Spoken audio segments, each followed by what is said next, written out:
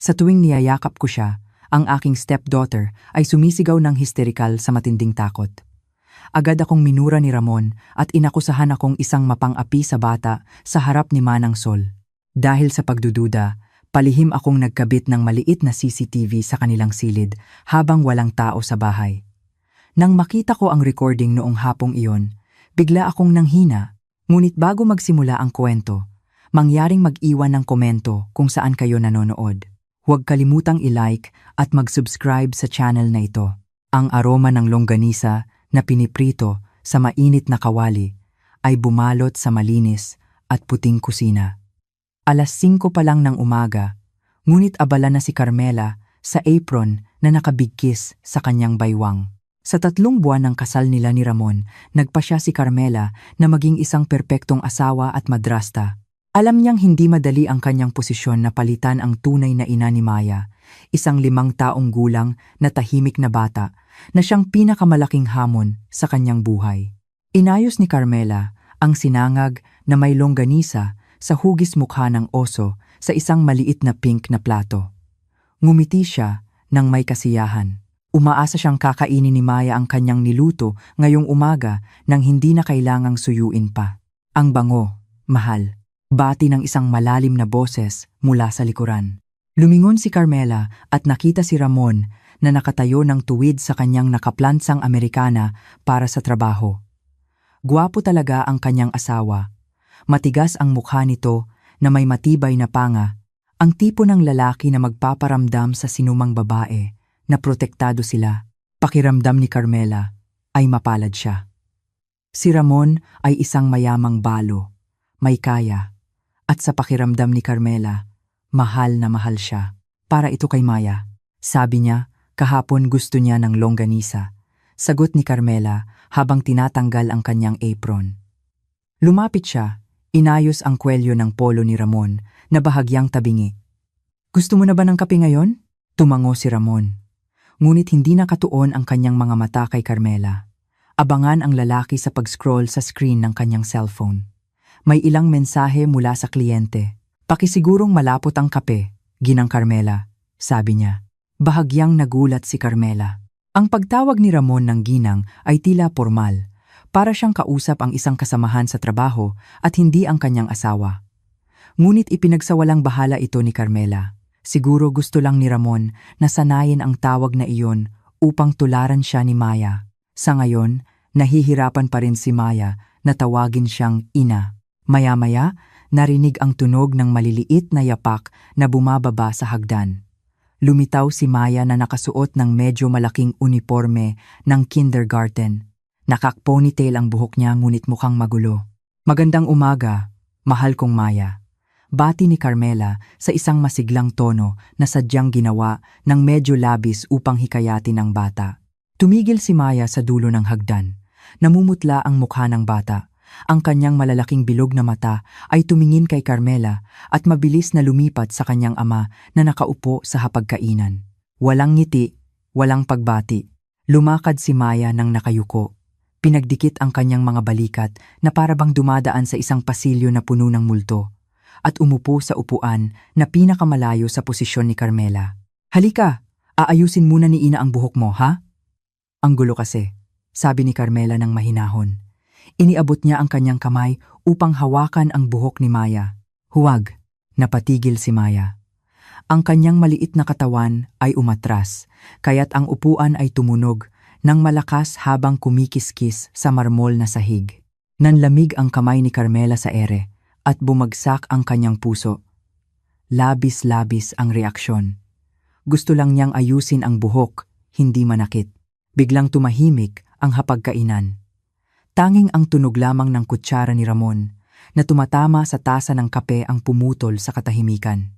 Ibinalik ni Ramon ang kanyang cellphone. Tiningnan si Carmela nang may tingin na mahirap ipaliwanag. Kalmado ngunit nanunuot. Carmela, tawag ni Ramon ng mahina. Sinabi ko na sa iyo na huwag masyadong pilitin. Nagulat siya. Gusto ko lang ayusin ang buhok niya, mahal. Wala akong ibang intensyon, pagtatanggol ni Carmela na nanginginig ang boses. Binawi niya ang kanyang kamay, kinuyom ang kanyang mga daliri sa ilalim ng mesa. Paumanhin, Maya. Hindi ko sinasadyang gulatin ka. Hindi sumagot si Maya. Ang bata ay nakayuko ng malalim, nakatingin sa plato ng sinangag na may hugis oso sa harap niya. Ang kanyang maliliit na kamay ay nanginginig habang hawak ang kutsara. Napansin iyon ni Carmela. Bakit nanginginig si Maya? Masama ba talaga siya sa mata ng kanyang stepdaughter? Ang almusal ay naganap sa isang nakakabalisang katahimikan. Sinubukan ni Carmela na lunukin ang kanyang pagkain, ngunit pakiramdam niya ay parang bato ang kanyang nilulunok. Tiningnan niya si Ramon, umaasang papawiin ng kanyang asawa ang tensyon. Ngunit abala ulit si Ramon sa pagsagot ng mga mensahe sa kanyang cellphone. Para bang hindi nangyari ang maliit na drama kanina. Lumipas ang oras hanggang sa dumating ang oras ng pag-alis para sa paaralan. Hinatid sila ni Carmela hanggang sa terrace. Ang karaniwang mainit na routine sa umaga ang mano at yakap ay palaging ang pinaka-awkward na sandali sa bahay na ito. Maya, nailagay na ni Ina ang baon mo sa bag mo, sabi ni Carmela habang nakaluhod, inaabot ang taas ni Maya. Tumayo si Maya nang matigas sa tabi ng kotse ng kanyang ama. Naguguluhan ang mga mata ng bata, gumagalaw ng balisa sa pagitan ng mukha ni Carmela at ng mukha ni Ramon na nakatayo ng matayog sa likod ni Carmela. Magmano ka muna kay Ginang Carmela, utos ni Ramon. Kalmado ang kanyang boses, ngunit may diin na nagpatayo sa balahibo ni Carmela. Umusad si Maya nang may pag-aalinlangan. Inabot ng kanyang maliit na kamay. Nang magdikit ang balat ng kamay ni Carmela at balat ni Maya, naramdaman ni Carmela kung gaano kasing lamig ang kamay ng bata. Malamig na pawis. Mag-ingat ka sa eskwela, anak. Bulong ni Carmela. Bumulwak ang kanyang damdamin bilang ina. Hindi niya matiis na makita si Maya na ganoon na lang katakot. Sa isang kusa at bigla ang galaw, inilapit ni Carmela ang kanyang mukha. Nagbabalak na halikan ang pisngi ni Maya bilang tanda ng pagmamahal. Huwag. Binasag ng sigaw ni Maya ang tahimik na umaga. Tinabig ng bata ang kamay ni Carmela nang padalos-dalos. Tumakbo at nagtago sa likod ng mga binti ni Ramon. Nanginginig ng husto ang kanyang katawan. Humihingal siya na parang hinahabol ng mabangis na hayop. Daddy! Daddy! Umiyak si Maya habang mahigpit na nakakapit sa pantalon ni Ramon. Napatulala si Carmela sa posisyong nakaluhod. Naghalo ang kahihiyan at pagkalito. Ang kapitbahay na nagdidilig ng halaman ay lumingon nang may pagdududa. Bumuntong hininga si Ramon. Para bang sobrang pagod na siyang harapin ang sitwasyong ito. Yumuko siya, hinaplos ang ulo ni Maya at tiningnan si Carmela ng matalim at mapanghusga. Ano ang ginawa mo sa kanya habang naliligo ako kanina, Carmela? Tanong ni Ramon. Mahina ang kanyang tono ngunit puno ng akusasyon. Sa ngalan ng Diyos, mahal. Wala akong ginawa. Kakagising ko lang, nagluto. Hindi magiging ganyan ang reaksyon ng isang bata kung walang dahilan. Putol ni Ramon ng malamig. Binuksan niya ang pinto ng kotse at pinaupo si Maya sa upuan ng pasahero. Bago pumasok sa upuan ng driver, tiningnan ulit ni Ramon si Carmela. Ang tingin na iyon ay hindi tingin ng asawa na puno ng pagmamahal, kundi tingin ng isang taga-usig. Mag-uusap tayo mamayang gabi. Hindi ko gusto ang gulo ng ganito kaaga. Nakikita tayo ng mga kapitbahay. Carmela, ayusin mo ang ugali mo. Umalis ang kotse, iniwan si Carmela na nakaluhod pa rin sa terrace. Nagsimulang mamuo ang luha sa kanyang mga mata. Kinuyom niya ang dibdib na masikip. Ibinigay na niya ang lahat ang kanyang ipon, ang kanyang oras, ang kanyang pagmamahal. Ngunit bakit tiningnan siya ni Maya na para bang si Carmela ay isang halimaw? Tumayo si Carmela nang nanghihina ang mga binti. Nang lumingon siya upang pumasok sa bahay, may nakita siyang naiwan malapit sa malaking paso ng halaman sa tabi ng pinto. Isang drawing book ni Maya, siguro nahulog nang tumakbo ang bata kanina. Pinulot ito ni Carmela. Bukas ang libro sa pahina na bagong kulayan. Ang pulang crayon ang nangingibabaw sa larawan. Iyon ay larawan ng 3 stick figures. Isang mataas na lalaki, isang maliit na bata, at isang babaeng may mahabang buhok. Ngunit may kakaiba. Ang figura ng babae ay iginuhit na may malawak na bibig na kulay itim at napakahabang mga kamay. Para bang aakma itong sakmalin ang leeg ng bata. At sa ibabaw ng larawan ng babae, nakasulat sa garapal na sulat kamay ng bata, masamang ina. Nanginginig ang dugo ni Carmela.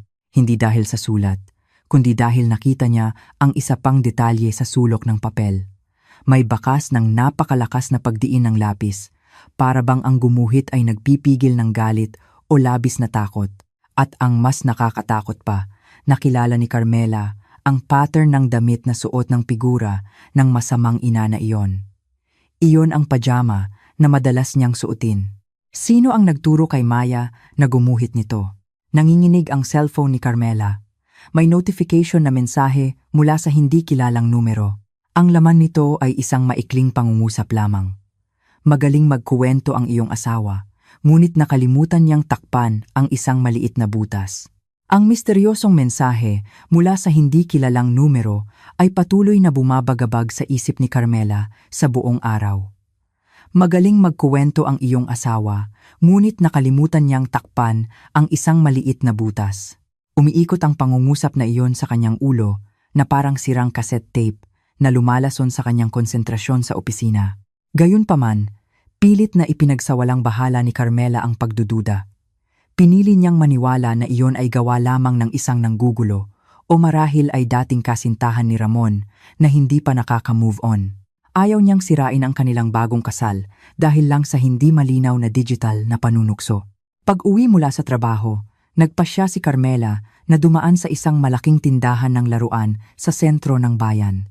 Naalala niya na matagal na tinitigan ni Maya ang isang teddy bear na may kulay kape na balahibo at pulang laso sa display case ng tindahan noong nakaraang linggo. Siguro, naisip ni Carmela, ang isang sorpresang regalo ay maaaring maging tulay ng kapayapaan sa pagitan nila. Siguro ang manika na ito ay makakalimutan ni Maya ang kanyang takot kaninang umaga. Nang may pusong umaasa, iniuwi ni Carmela ang malaking kahon na nakabalot sa rainbow-patterned gift wrap. Nagsisimula ng dumilim nang pumasok ang kotse ni Carmela sa bakuran ng bahay. Nakaparada na roon ang kotse ni Ramon. Agad na umuwi ang kanyang asawa. "Tao po," bati ni Carmela habang binubuksan ang pangunahing pinto. Ang bahay ay tahimik, ngunit ang malamig na hangin mula sa air conditioner ay agad na tumusok sa kanyang balat. Sa sala, nakita ni Carmela si Maya na nakaupo sa karpet, naglalaro ng puzzle kasama si Manang Sol, ang kanilang kasambahay na nagtatrabaho na simula pa ng balo pa si Ramon. Nang makita si Carmela, ngumiti si Manang Sol ng may paggalang at tumango ng magalang. Ngunit, ibang-iba ang reaksyon ni Maya. Agad na tumigil ang bata sa pag-aayos ng mga piraso ng puzzle. Tumigas ang kanyang katawan.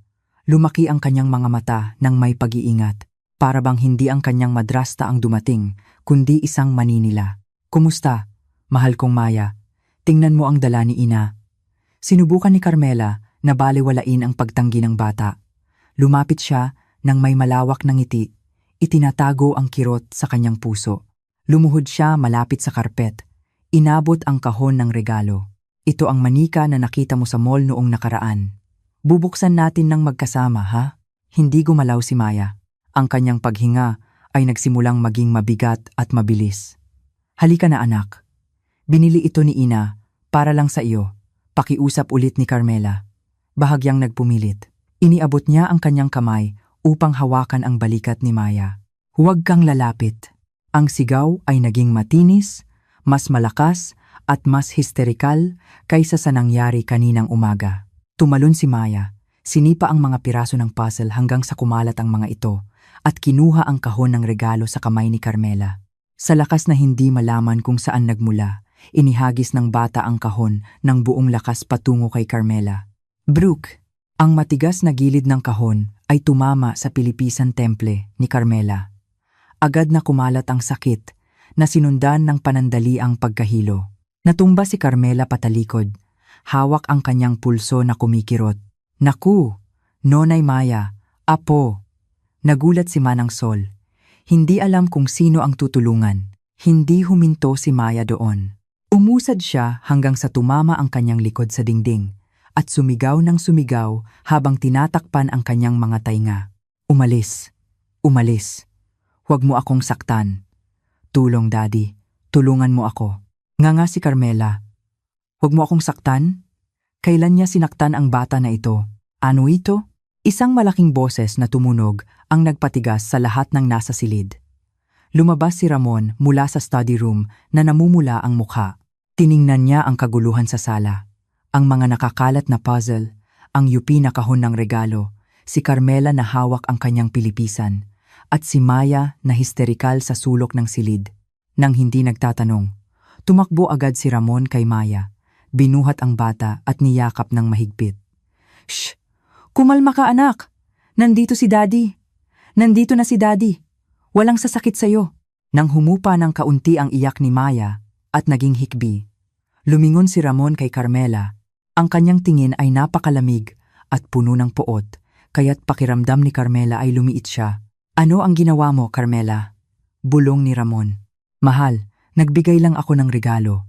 Sinubukan ni Carmela na ipaliwanag, parang pumapalya ang kanyang boses sa pagpipigil ng luha. Bigla niyang ibinato ang kahon sa mukha ko. "Tingnan mo, may pasa na ang pilipisan ko. Huwag kang magdrama." Sigaw ni Ramon ng malakas. Yumuko si Manang Sol sa takot. Hindi magiging ganyan ang reaksyon ng isang bata na parang baliw kung hindi siya sinulsulan. Siguradong pinilit mo na naman siya, hindi ba? Pinilit mo siyang tanggapin ang huwad mong kabutihan para magmukha kang fairy godmother sa harap ng iba. "Diyos ko, mahal. Sa ngalan ng Diyos, totoo ako. Itago mo ang luha mo." Putol ni Ramon ng bastos. Itinuro niya ang mukha ni Carmela gamit ang kanyang hintuturo, habang ang kanyang kaliwang kamay ay nakayakap sa ulo ni Maya sa kanyang dibdib, tinatakpan ang mata at tainga ng bata para bang pinoprotektahan si Maya mula sa isang halimaw. "Kung hindi ka pa handang maging ina, sabihin mo, huwag mong gawing eksperimento ang anak ko para sa emosyon mo. Tingnan mo siya, na-trauma siya." Tinalikuran ni Ramon si Carmela at dinala si Maya sa itaas nang hindi na lumingon. "Manang Sol, linisin mo ang kalat na ito at huwag mong hayaang pumasok si Ginang Carmela sa silid ni Maya ngayong gabi. Ayaw kong maging mas stress si Maya." Iniwan si Carmela na nag-iisa sa gitna ng sala, nasaksihan ng kanyang sariling kasambahay. Wasak ang kanyang dignidad. Ang sakit sa kanyang pilipisan ay hindi katumbas ng kirot sa kanyang dibdib. Pakiramdam niya ay inaakusahan siya sa sarili niyang bahay, ng sarili niyang asawa. "Pasensya na po, inay." Bulong ni Manang Sol habang nagsisimulang mamulot ng mga piraso ng puzzle. "Siguro napagod lang po si Nonay Maya." Hindi sumagot si Carmela. Tumulong siya kay Manang Sol. Pinulot ang kahon ng manika na nahagis kanina. Nang buhatin ni Carmela ang kahon, may nahulog mula sa pagitan ng mga unan ng sofa kung saan nakaupo at nakayakap si Maya kanina. Isang maliit na itim na bagay.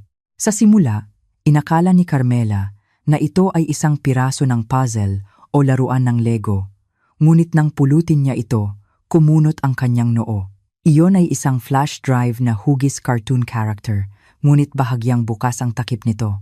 Nagpapakita ng maliit na pulang ilaw na kumikislap ng bahagya. Napakaliit. Halos hindi makita kung hindi madilim ang silid. Alam ni Carmela ang ganitong uri ng flash drive. Hindi ito ordinaryong data storage. Ito ay isang voice recorder, isang pinakabagong modelo na kayang mag-record ng ilang oras ng tuloy-tuloy. Mabilis na tumibok ang puso ni Carmela, isang voice recorder sa pagitan ng mga unan ng sofa sa sala. Nang nanginginig ang mga kamay, dali-daling itinago ni Carmela ang bagay sa bulsa ng kanyang working pants bago makita ni Manang Sol. Bakit may listening device sa lugar na karaniwang nilalaruan ni Maya? Sino ang naglagay nito? Si Ramon ba ang sumusubaybay sa mga pag-uusap nila ni Maya sa lahat ng oras upang maghanap ng pagkakamali, o si Maya ang inutusang humawak nito? Nang aalis na sana si Carmela patungo sa kanyang silid, tumunog ulit ang kanyang cellphone. Isang notification ng mensahe mula sa parehong numero kaninang umaga. Binuksan ni Carmela ang mensahe nang humihingal. Sa pagkakataong ito, hindi ito teksto, kundi isang litrato. Nanlaki ang mga mata ni Carmela. Halos mahulog ang cellphone sa kanyang kamay. Ang larawan ay nagpapakita ng isang resibo ng binili mula sa isang drugstore na may petsang 2 araw na ang nakalipas. Malinaw na nakasulat ang pangalan ng bumili, Ramon Pratama. Ngunit hindi ang pangalan ng bumili ang nagpatigas sa dugo ni Carmela, kundi ang pangalan ng gamot na binili. Iyon ay isang hard drug na central nervous system depressant. ang uri ng gamot na karaniwang ginagamit para sa mga pasyenteng may malubhang sakit sa isip upang maging halusinasyon at paranoid, at sa ilalim ng larawan, nagdagdag ang misteryosong nagpadala ng isang pangungusap na nagpahina sa mga tuhod ni Carmela. Tanungin mo ang iyong perpektong asawa, kaninong gatas ito hinahalo bawat gabi. Noong gabing iyon, ang marangyang bahay na may 2 palapag ay parang isang malamig na bilangguan sa ilalim ng lupa. Umupo si Carmela sa gilid ng kama ng guest room, ang lugar kung saan siya ipinatapon ngayong gabi ayon sa utos ni Ramon. Mainit ang cellphone sa kanyang kamay, para bang sinusunog ang kanyang palad. Ang larawan ng resibo ng hard drug ay nakikita pa rin sa screen. Haloperidol. Nag-research si Carmela sa internet. Iyon ay antipsychotic na gamot. Gamot upang pahupain ang mga sintomas ng malubhang sakit sa pag-iisip, hallucination, at delusion. Bakit bumili si Ramon ng ganoong kalakas na gamot? At para kanino? Umalit-alingaw-ngaw ulit ang mensahe mula sa misteryosong nagpadala. Tanungin mo ang iyong perpektong asawa. Kaninong gatas ito hinahalo bawat gabi? Umaalingaw-ngaw ang dibdib ni Carmela. Ang kanyang lohika ay nakikipaglaban sa kanyang pagmamahal kay Ramon. Si Ramon ay matigas at minsan ay malupit, ngunit ang lasonin ang sarili niyang anak ay isang sobrang bigat na akusasyon. Gayunpaman, ang histerikal na reaksyon ni Maya na hindi normal, ang walang laman na tingin ng bata, at ang labis na takot nito. Maaari bang iyon ay side effects ng gamot? Hindi makatitigil si Carmela. Kailangan niyang tiyakin. Sa mga yapak na nag-iingat, lumabas si Carmela sa silid. 11:00 na ng gabi. Patay na ang ilaw sa sala. Nag-iwan lamang ng dilim mula sa ilaw ng hardin na tumatagos sa bintana. Nagtungo si Carmela sa kusina. Isang bagay lang ang kanyang pakay. Ang lata ng gatas ni Maya sa ibabaw ng pantry table. Nanginginig ang kanyang kamay habang inaabot ang lata ng chocolate-flavored formula milk. Binuksan niya ang takip. Sinisinghot ang laman. Normal ang amoy, parang ordinaryong gatas. Kumuha si Carmela ng kutsara, hinalo ang powder milk, naghahanap ng anumang hindi normal, isang puting powder na iba ang kulay. Naghahanap ka ba ng lason sa daga, Carmela? Biglang lumabas ang boses mula sa pinto ng kusina, dahilan upang mapatalon si Carmela. Ang lata ng gatas sa kanyang kamay ay nahulog, tumapon ang chocolate powder sa puting tile floor. Nakatayo si Ramon doon, nakasandal sa door frame na nakatupi ang mga kamay sa dibdib. Kalahati ng kanyang mukha ay natatakpan ng anino, dahilan upang maging nakakatakot ang kanyang ekspresyon. Hindi siya mukhang inaantok. Mahal, Ramon. Nabulol si Carmela. Gusto ko lang sana gumawa ng mainit na gatas para sa sarili ko. Hirap matulog. Dahan-dahang lumakad si Ramon. Ang tunog ng kanyang mabibigat na yapak ay umalingaw-ngaw sa tahimik na kusina. Tumigil siya sa harap mismo ni Carmela. Tiningnan ang tumapong gatas sa sahig nang may tingin ng pagkasuklam. Huwag kang magsinungaling, bulong ni Ramon. Nagdududa ka sa akin, hindi ba? Kakaiba ang kilos mo buong araw. Patuloy mo akong minamanmanan. Naglakas loob si Carmela. Oras na para magtanong. Hindi siya dapat umatras. Mahal, gusto ko lang magtanong. Si Maya, hindi naman siya nagkakasakit, di ba?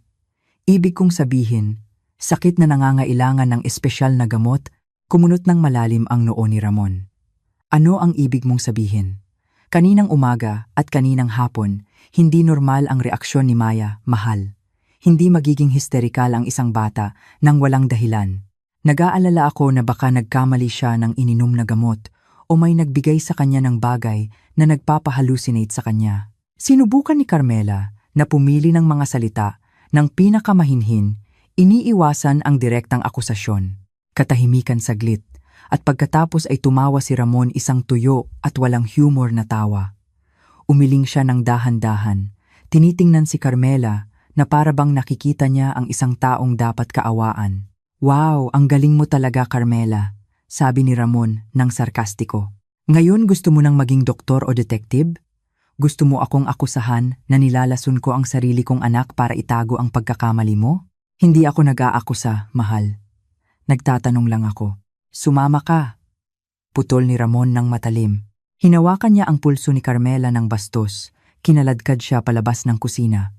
Mahal, masakit. Saan tayo pupunta? Sinubukan ni Carmela na kumawala, ngunit ang kapit ni Ramon ay parang bakal. Dinala siya ni Ramon paakyat sa hagdan, diretso sa silid ni Maya. Sa pilitang binuksan ang pintuan ng silid na kulay lila. Sa ibabaw ng kama, natutulog ng mahimbing si Maya habang yakap ang isang unan. Ngunit ang malakas na pagbukas ng pinto ay nagpagising sa bata. Daddy, bulong ni Maya na paus ang boses. Kumurap ang kanyang mga mata sa takot nang makita si Ramon at Carmela na nakatayo sa pinto. Hindi inalintana ni Ramon kung nagulat si Maya o hindi. Kinaladkad niya si Carmela palapit sa kama. Pagkatapos, sa isang mabilis ngunit maingat na galaw, itinabi niya ang pajama sleeve na suot ni Maya. Tingnan mo ito, sigaw ni Ramon habang itinututok ang maliit na braso ni Maya sa mukha ni Carmela. Nagulat si Carmela. Sa itaas na braso ni Maya, sa bahaging natatakpan ng manggas, may isang malaking blue-purple bruise bakas ng kurot o napakalakas na diin ng daliri. Diyos ko, tinakpan ni Carmela ang kanyang bibig gamit ang kanyang kamay. Maya? Bakit naging ganyan? Tinitigan ni Ramon si Carmela nang mariin, naninipis ang kanyang mga mata. Nagtatanong ka pa, bakit? Sinabi sa akin ni Maya bago matulog kanina. Kinurot ako ni Ginang Carmela habang naliligo si Daddy kaninang umaga. Sabi niya, tinakot mo siyang sasaktan kung magsusumbong siya. Sinungaling! Sigaw ni Carmela. Agad na tumulo ang kanyang luha. Tiningnan niya si Maya, naghahanap ng pagtatanggol. Maya, mahal, hindi ka kinurot ni Ina, hindi ba? Sabihin mo kay Daddy, anak. Hindi ka sinasaktan ni Ina. Nanginginig ng husto si Maya. Hinila niya ang kanyang kamay mula sa pagkakahawak ni Ramon at niyakap ang kanyang sariling tuhod. Ibinaon ang mukha. Masakit, Daddy. Takot. Mahinang daing niya. Gumuho ang mundo ni Carmela. Ang isang maliit na bata ay nagsisinungaling. Binitawan ni Ramon si Carmela ng bastos. Para bang marumi si Carmela. Narinig mo mismo. Hindi magaling magsinungaling ang mga bata, Carmela. Ngunit ang mga stress na matatanda, magagaling silang magmanipula o baka ikaw ang may sakit. Inilapit ni Ramon ang kanyang mukha. Ang kanyang boses ay naging bulong ng ahas na nakamamatay. Baka ikaw ang nangangailangan ng gamot, Carmela. Masyado kang nagtatrabaho. Obsessed ka na maging perpektong ina, kaya hindi mo napapansin ang ginagawa ng iyong kamay kapag galit ka. Iyon ang tinatawag na dissociation. Sinaktan mo siya nang hindi mo alam. At pagkatapos ay binura ng utak mo ang alaalang iyon para patuloy mong maramdaman na mabuting tao ka. Ang mga salita ni Ramon ay pumasok sa isip ni Carmela na parang lason na karayom. Dissociation ng hindi nalalaman. Posible ba? Ganoon ba siya kabaliw? Siya ba talaga ang halimaw dito? Nagsimulang pagdudahan ni Carmela ang sarili niyang alaala. Nanginginig ng husto ang kanyang kamay habang tinitingnan ang sarili niyang palad. Ang kamay ba na ito ang gumawa ng pasa na iyon? Umalis, utos ni Ramon ng malamig. Umalis ka sa silid ng anak ko. Simula bukas, huwag kang lalapit kay Maya nang walang pangangasiwa ko. Kung mayroon pang bagong pasa, hindi ako mag-aatubiling ikulong ka sa selda o sa mental hospital. Umatras si Carmela ng dahan-dahan. Ang luha ay nagpalabo sa kanyang paningin. Tumakbo siya palabas ng silid, bumalik sa guest room at nilock ang pinto. Ang kanyang katawan ay bumagsak sa likod ng pinto. Umiiyak ng walang tunog upang hindi marinig sa labas. Ang kanyang tiwala sa sarili ay nawasak. Pakiramdam niya ay nababaliw siya.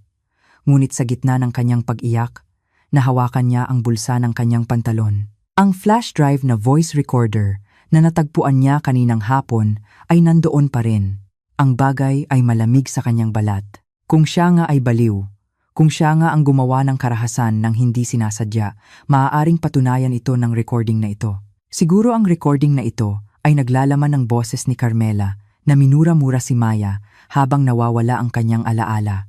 Nang nanginginig ang mga kamay, kinuha ni Carmela ang kanyang work laptop mula sa loob ng bag. Kailangan niyang malaman ang katotohanan, gaano man kasakit iyon. Isinaksak niya ang maliit na bagay sa USB port. Isang folder ang lumitaw sa screen. Mayroon lamang isang audio file na tumatagal ng 2 oras na na-record ngayong araw. Eksakto sa oras na nasa opisina si Carmela. Isinuot ni Carmela ang earphone, huminga ng malalim, at pinindot ang play. Sa simula, tanging tunog lamang ng cartoon mula sa telebisyon at hum ng aircon ang narinig. Lumipas ang 10 minuto, tanging ang tunog lamang ni Manang Sol na nagwawalis ng sahig. Ngunit sa 45 minuto, narinig ang tunog ng pagbukas ng pinto. Pumasok ang mabibigat na yapak. Iyon ang mga yapak ni Ramon. Ngunit hindi ba dapat ay nasa opisina si Ramon sa oras na iyon? Narinig ang boses ni Ramon, ngunit hindi ang malambing na boses na karaniwan niyang naririnig. Maya, halika rito. Ayaw, masamang daddy. Ang boses ni Maya ay narinig na pumapalya. Halika rito, sabi ko. Gusto mo bang ikulong kita sa bodega kasama ng mga daga? Narinig ang tunog ng kaladkad, na sinundan ng pigil na iyak ni Maya. Makinig ka ng mabuti. Mamaya, kapag umuwi ang babae na iyon, kailangan mong sumigaw kapag lumapit siya sa iyo. Kailangan mong magtapon ng gamit. Naiintindihan mo? Pero mabait si Ginang Carmela, Daddy. Hindi mo siya ina. Ang sigaw ni Ramon ay napakalakas, kaya't napatalon si Carmela sa kanyang silid. Siya ay isang witch. Gusto niyang agawin ang bahay na ito mula sa atin. Kung mahal mo si Daddy, kailangan mong paalisin siya. Kung hindi, ang teddy bear mo na ito. Narinig ang malinaw na tunog ng punit ng tela. Gugupitin ni Daddy ang leeg nito. Tinago ni Carmela ang kanyang bibig nang mahigpit upang pigilan ang pagsigaw. Nanlaki ang kanyang mga mata habang nakatingin sa screen ng laptop. Hindi siya baliw. Hindi siya may sakit sa isip. Ngunit isang bagong takot ang lumabas sa kanyang isip nang biglang huminto ang audio file at nawala mula sa screen. Ang cursor ng kanyang laptop ay gumalaw ng mag-isa. Isang notepad window ang automatikong bumukas sa screen ng kanyang laptop na nakakonekta sa Wi-Fi ng bahay. Ang pangungusap ay tinipa letter by letter ng isang tao na kumokontrol sa kanyang laptop mula sa malayo. Alam kong nakikinig ka. Mahal kong asawa. Buksan mo ang pinto ng silid mo ngayon. Sa sumunod na segundo, dahan-dahang umikot ang door handle ng silid ni Carmela. Hindi nakakandado ang pinto. Pakiramdam ni Carmela ay tumigil ang kanyang puso nang umikot pababa ang door handle. Sa isang mabilis na galaw na itinulak ng purong adrenaline, sinakmal ni Carmela ang flash drive na nakasaksak sa laptop. Sa pilitang binunot ito at isiniksik sa loob ng kanyang bra. Iyon lang ang lugar na naisip niyang hindi hahalukayin ng basta-basta. Bumukas ng malawak ang pinto. Nakatayo si Ramon doon. Walang galit na nag-aapoy tulad kaninang hapon. Walang namumulang mukha. Ang naroroon lamang ay isang manipis at nakakatakot na ngiti. At ang tingin ng mata na kalmado tulad ng ibabaw ng lawa na may lason. Nakasuot siya ng silk pajamas na kulay asul. Mukha siyang napaka-relax. Para bang hindi lang siya nagbanta sa kanyang asawa sa pamamagitan ng screen ng computer. Hindi ka pa natutulog, mahal? Tanong ni Ramon nang mahinahon. Masyadong mahinahon. Umatras si Carmela hanggang sa tumama ang kanyang likod sa wardrobe. Humihingal siya. Hinahak mo ang laptop ko. Lumakad si Ramon. Sinara ang pinto sa likuran niya nang may tunog na click na mahina ngunit parang isang hatol ng kamatayan sa tainga ni Carmela. Lumakad siya palapit sa study table. Tiningnan ang screen ng laptop na ngayon ay walang laman. Nagpapakita lamang ng standard wallpaper. Ang banta kanina ay nawala na. Hacking? Tumawa si Ramon ng mahina habang hinihaplos ang kanyang baba. Lumalabas na ang iyong imahinasyon, Carmela. Nakatanggap lang ako ng notification mula sa security system ng bahay na mayroong suspicious network activity mula sa laptop na ito. Tiningnan ko lang gamit ang cellphone ko. Baka may virus. Tinitigan niya si Carmela ng mariin. Sinundan ng kanyang mga mata ang mukha ng kanyang asawa na maputla. Mukha kang gulong-gulo. Malamig na pawis. Nanginginig. May nakikita ka na naman bang hindi totoo? Huwag kang magkunwari, mahal. Sigaw ni Carmela. Bagamat nanginginig ang kanyang boses, narinig ko ang recording. Narinig ko ang boses mo na tinatakot si Maya. Ikaw ang nananakit sa kanya. Ikaw ang nag-utos sa kanyang kamuhian ako. Hindi tumanggi si Ramon. Hindi rin siya nag-apruba. Tiningnan lang niya si Carmela nang may tingin ng awa. Ang tingin ng isang doktor sa isang pasyenteng malubha ang sakit. Dahan-dahan niyang inabot ang kanyang kamay. Anong recording, Carmela? Walang file dito, sabi ni Ramon habang nagtatype ng kung ano sa keyboard ng laptop ni Carmela. Inikot niya ang screen patungo kay Carmela. Walang laman. Lahat ng folder ay malinis. Tingnan mo, walang audio recording, walang ebidensiya. Ikaw lang ang hysterical mag-isa ngayong gabi. Bumuntong hininga ng malalim si Ramon. Ang kanyang mukha ay nagpapakita ng labis na pagkabigo. Sapat na. Sobra na ito. Lumalala ang mental condition mo. Nagsisimula ka nang lumikha ng masasamang senaryo sa iyong ulo para sisihin ako dahil hindi mo matanggap ang katotohanan na tinatanggihan ka ni Maya. Nang walang babala, isinara ni Ramon ang laptop ng bastos at isinukbit ito sa kanyang kilikili. Ang kanyang kaliwang kamay ay inabot si Carmela. Ibigay mo sa akin ang cellphone mo. Ano? Hindi! Yinakap ni Carmela ang kanyang bulsa. Ibigay mo! Sigaw ni Ramon. Hindi malakas ang kanyang boses, ngunit puno ng diin ng dominasyon na nagpahina sa loob ni Carmela. Simula ngayong gabi, digital detox. Walang gadget, walang internet, walang telebisyon. Kailangan mo ng total rest mula sa lahat ng lason na ito sa isip. Bukas, tatawag ako ng pinakamahusay na psychiatrist para alagaan ka sa bahay. Ikukulong mo ako? Tumulo ang luha ni Carmela. Paggagalingin kita. Pagwawasto ni Ramon ng malamig. Umusad siya ng isang hakbang, sapilitang inagaw ang cellphone mula sa bulsa ni Carmela. Sinubukan ni Carmela na lumaban, sinuntok ang dibdib ng kanyang asawa, ngunit mas mataas ang lakas ni Ramon. Sa isang saglit, lumipat na ang cellphone. Matulog ka na. Ikandado mo ang pinto kung gusto mo, wala akong pakialam, ngunit tandaan mo, Carmela. Yumuko si Ramon.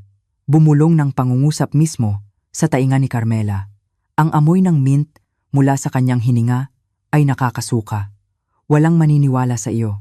Ang depressed na asawa laban sa isang kagalang-galang at mapagmahal na negosyante. Alam mo kung sino ang mananalo? Lumabas si Ramon na dala ang laptop at cellphone ni Carmela. Iniiwan ang kanyang asawa na nakaupo ng mahina sa sahig. Narinig ang tunog ng susi na inikot mula sa labas.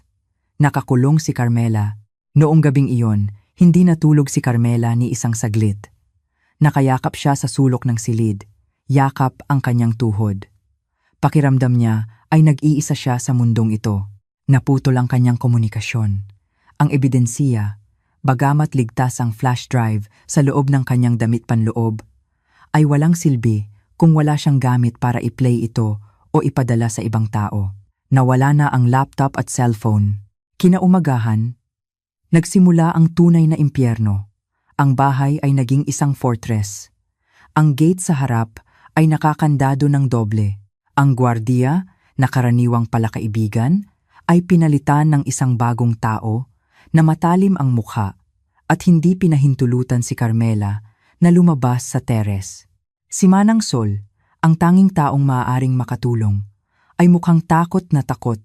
Ang matandang babae ay umiiwas sa tingin ni Carmela at nagtatrabaho ng tahimik para bang may hindi nakikitang CCTV na nagmamasid sa kanyang mga kilos. Sinubukan ni Carmela na humiram ng cellphone ni Manang Sol habang si Ramon ay nasa opisina, ngunit ang kasambahay ay umiyak at lumuhod sa paanan ni Carmela. Patawarin mo ako, inay. Sabi ni Sir Ramon na kung ipahiram ko ang gadget kay inay, kukunin ang scholarship ng anak ko sa probinsya.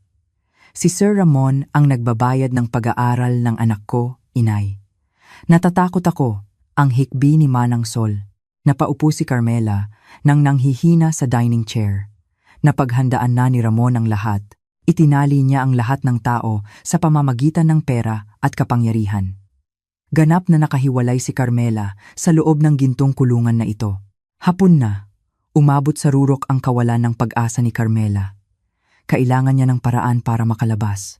Kailangan niya ng kaalyado. Habang naglalakad siya ng walang direksyon sa pasilyo ng ikalawang palapag, huminto ang kanyang mga yapak sa harap ng isang pinto na laging nakakandado. Ang lumang bodega sa dulo ng pasilyo. Hindi alam kung bakit, ngunit bahagyang nakabukas ang pinto ngayong araw. Siguro nakalimutan ni Manang Sol na isara ito ng mahigpit pagkatapos kumuha ng mop. Ang matinding pagkausyoso ang nagdala sa mga paa ni Carmela sa loob. Ang silid ay maalikabok at puno ng mga tumpok ng lumang karton. Sa sulok ng silid, may isang lumang antik na nara na cabinet na mukhang luma. Lumapit si Carmela. Mabilis na tumibok ang kanyang puso. Pakiramdam niya ay may bagay doon na tumatawag sa kanya. Binuksan niya ang pinakamababang drawer ng cabinet. Sa ilalim ng tumpok ng lumang tablecloth, may nahawakan ang kanyang kamay. Isang agenda book na may pulang leather cover na nagbabalat na. Binuksan ito ni Carmela. Sa unang pahina, nakasulat ang pangalan ng may-ari sa malinis at magandang sulat kamay, Celeste. Ang pangalan ng namatay na unang asawa ni Ramon. Ang tunay na ina ni Maya. Binasa ni Carmela ang bawat pahina nang humihingal. Sa simula, naglalaman ito ng masayang tala tungkol sa pagbubuntis at pagsilang ni Maya. Ngunit simula sa kalagitnaan ng libro, nagbago ng husto ang tono ng sulat. Takot, pagdududa, at kawalan ng pag-asa ang bumabalot sa bawat pangungusap. Nakatitig ang mga mata ni Carmela sa huling entry. May petsang 2 araw bago na iulat na namatay si Celeste dahil sa aksidente sa pagkahulog mula sa hagdan. Mayo Malung, 2021. Pinilit niya ulit akong inumin ang gamot na iyon. Masakit ang ulo ko. Alam kong hindi ako baliw. Ngunit pinaniwala niya ang lahat na baliw ako. Maya, patawarin mo si Mommy anak. Hindi na kita maprotektahan. Hindi siya tao. Siya ay isang demonyo na nagpapanggap. Kung may sino man ang magbabasa nito, mangyaring hanapin ang bagay na iyon sa likod ng sunflower painting sa study room. Iyon ang aking life insurance. Dumarating na siya. Narinig ko ang kanyang mga yapak. Nahulog ang libro mula sa kamay ni Carmela. Nanginginig ng husto ang buong katawan niya. Hindi namatay si Celeste dahil sa aksidente. Ang pattern na nararanasan ni Carmela ay eksaktong katulad ng kay Celeste. Gamot, akusasyon ng pagkabaliw, paghihiwalay. Lumingon si Carmela sa pinto ng bodega nang nag-iingat. Ngunit ang malakas na tunog ng telepono sa bahay mula sa ibaba ang nagpagulat sa kanya. Telepono sa bahay. Nakalimutan ni Carmela na may landline pa sa sala na bihirang gamitin. Siguro nakalimutan ni Ramon na bunutin ito. Tumakbo si Carmela palabas ng bodega. Bumaba sa hagdan ng napakabilis. Sinakmal niya ang receiver ng telepono sa side table. Mayroong dial tone nang nanginginig ang mga kamay. Pinindot ni Carmela ang emergency number. Iyon lang ang numero na naaalala niya nang walang tulong bukod sa numero ng kanyang mga magulang na nasa ibang probinsya. "Hello, presinto ng pulisya," sabi ni Carmela nang mabilis humihingal. "Hello. Sa sentra ng serbisyo ng pulisya? Ano ang maipaglilingkod namin? Tulong? Ikinukulong ako ng asawa ko. Gusto niya akong patayin. Ang address ko ay sa kalsada." Hindi pa natatapos ni Carmela ang pagbanggit ng pangalan ng kalsada, isang malaking kamay ang umabot mula sa kanyang likuran. Pinindot ang disconnect button ng malakas. Click. Napatigil ang hininga ni Carmela. Ang amoy ng maskulin na perfume na pamilyar sa kanya ay umalingaw-ngaw. "Sinabi ko na sa iyo, ikaw ay matigas ang ulo." Bulong ng boses ni Ramon mismo sa likod ng kanyang leeg. "Kakalabas ko lang sana para magbigay ng sorpresa." Lumingon si Carmela nang dahan-dahan na maputla ang mukha. Nakatayo si Ramon doon, nakangiti ng malawak. Sa kanyang kanang kamay, may hawak siyang malaking martilyo. "Hammer, ano ang ginagawa mo sa sirang telepono na ito, mahal? Hindi ba sinabi ko na sa iyo?" Itinaas ni Ramon ang martilyo ng mataas at inihampas ito ng buong lakas patungo sa telepono. Brak! Wasak ang telepono. "Ngayon," sabi ni Ramon habang sinisipa ang mga piraso ng plastik ng telepono gamit ang dulo ng kanyang sapatos. "Mayroon tayong bisita. Dumating na ang iyong personal na doktor. Halika, salubungin mo siya ng may ngiti. Huwag kang magpahiya." Nagdilim ang mundo ni Carmela at umikot ng dahan-dahan nang bumalik ang kanyang malay. Ang kanyang mga talukap ng mata ay naging mabigat na parang semento. Tuyong-tuyo ang kanyang bibig, Pakiramdam niya ay parang nakalunok siya ng buhangin. Ang huling naalala niya ay ang ngiti ni Ramon, ang lalaking nakasuot ng puting suit na ipinakilala bilang si Dr. Estanislao, at ang lamig ng syringe na tumagos sa balat ng kanyang braso. Gising na siya. Isang matalas at awtoritatibong boses ng babae ang narinig ng bahagya. Nakilala ni Carmela ang boses na iyon. Iyon ang boses ng kanyang biyenan, si Doña Aurora. Bumulwak ang pag-asa sa dibdib ni Carmela. Si Doña Aurora ay matigas at kritikal, ngunit siya ay isang kagalang-galang na babae. Tiyak na maniniwala siya kung sasabihin ni Carmela ang lahat. Sa natitirang lakas, pinilit ni Carmela ang kanyang sarili na bumangon mula sa kama. Ang kanyang katawan ay naging mahina. Ang kanyang mga paa ay parang jelly. Ang sedative na itinurok ng sapilitan ay talagang nagparalisa sa kanyang nervous system. Kinaladkad ni Carmela ang kanyang mga yapak patungo sa pinto ng silid na, kakatwa, ay hindi nakakandado. Ang maliwanag na ilaw mula sa sala ay nakasisilaw sa kanyang mga mata. Sa cream-colored leather sofa, nakaupo si Doña Aurora na may branded bag sa kanyang kandungan. Nakakunot ang kanyang mukha. Sa tabi niya, nakaupo si Ramon ng nakayuko. Nakayuko ang balikat, nagpapakita ng perpektong acting bilang isang stressed at pagod na asawa. Inay, tawag ni Carmela. Lumabas ang kanyang boses na paos at putol-putol na parang lasing. Makapal ang kanyang dila at mahirap kontrolin. Lahat ng mata ay nakatuon sa kanya.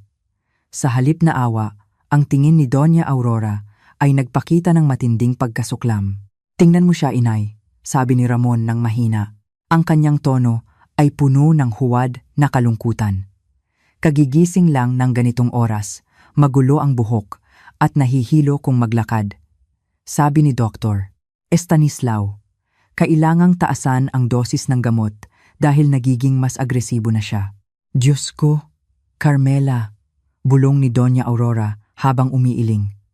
Akala ko ikaw ay isang mabuting babae na kayang alagaan ang anak at asawa. Sa kasamaang palad, ikaw ay may sakit sa isip, hindi inay. Makinig kayo. Sinubukan ni Carmela na lumapit. Nag-aabot ang kanyang kamay sa hangin. Ramon ay masama, inay. Binigyan niya si Maya ng gamot. Sinira niya ang telepono.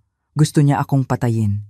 Ngunit dahil sa epekto ng mataas na dosis ng sedative, ang mga pangungusap ni Carmela ay naging unclear na pananaral. Wasak ang artikulasyon ng kanyang mga salita. Sa tainga ni Doña Aurora, si Carmela ay parang isang baliw na naghahalusinate ng malala. Tumayo si Doña Aurora. Tinabig ang kamay ni Carmela na aabot sana sa kanyang braso. Ayusin mo ang pananalita mo. Si Ramon ang pinakapasensyosong asawa. Masuwerte ka na lang at hindi kanya diniborsyo at itinapon sa kalye. Sa halip, tumawag siya ng mahal na doktor para alagaan ka sa bahay. At ito ang ganti mo? Inaakusahan siyang gustong pumatay sa iyo? Pero inay, may recording. May journal si Celeste.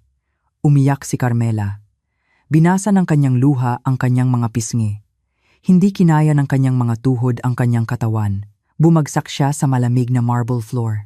Tama na, sigaw ni Doña Aurora. Huwag mong banggitin ang pangalan ng aking pinakamamahal na manugang na mapayapa na sa langit. Namatay si Celeste dahil sa aksidente. Huwag mo siyang idamay sa iyong pagkabaliw. Tumayo si Ramon mula sa sofa, lumuhod sa tabi ni Carmela at niyakap ang kanyang balikat. Para sa mga nasa labas, iyon ay mukhang yakap ng pagmamahal. Ngunit ang kamay ni Ramon ay humawak sa itaas na braso ni Carmela, eksakto sa lugar ng injection kanina, dinidiin ng malakas kaya't napadaing si Carmela sa sakit.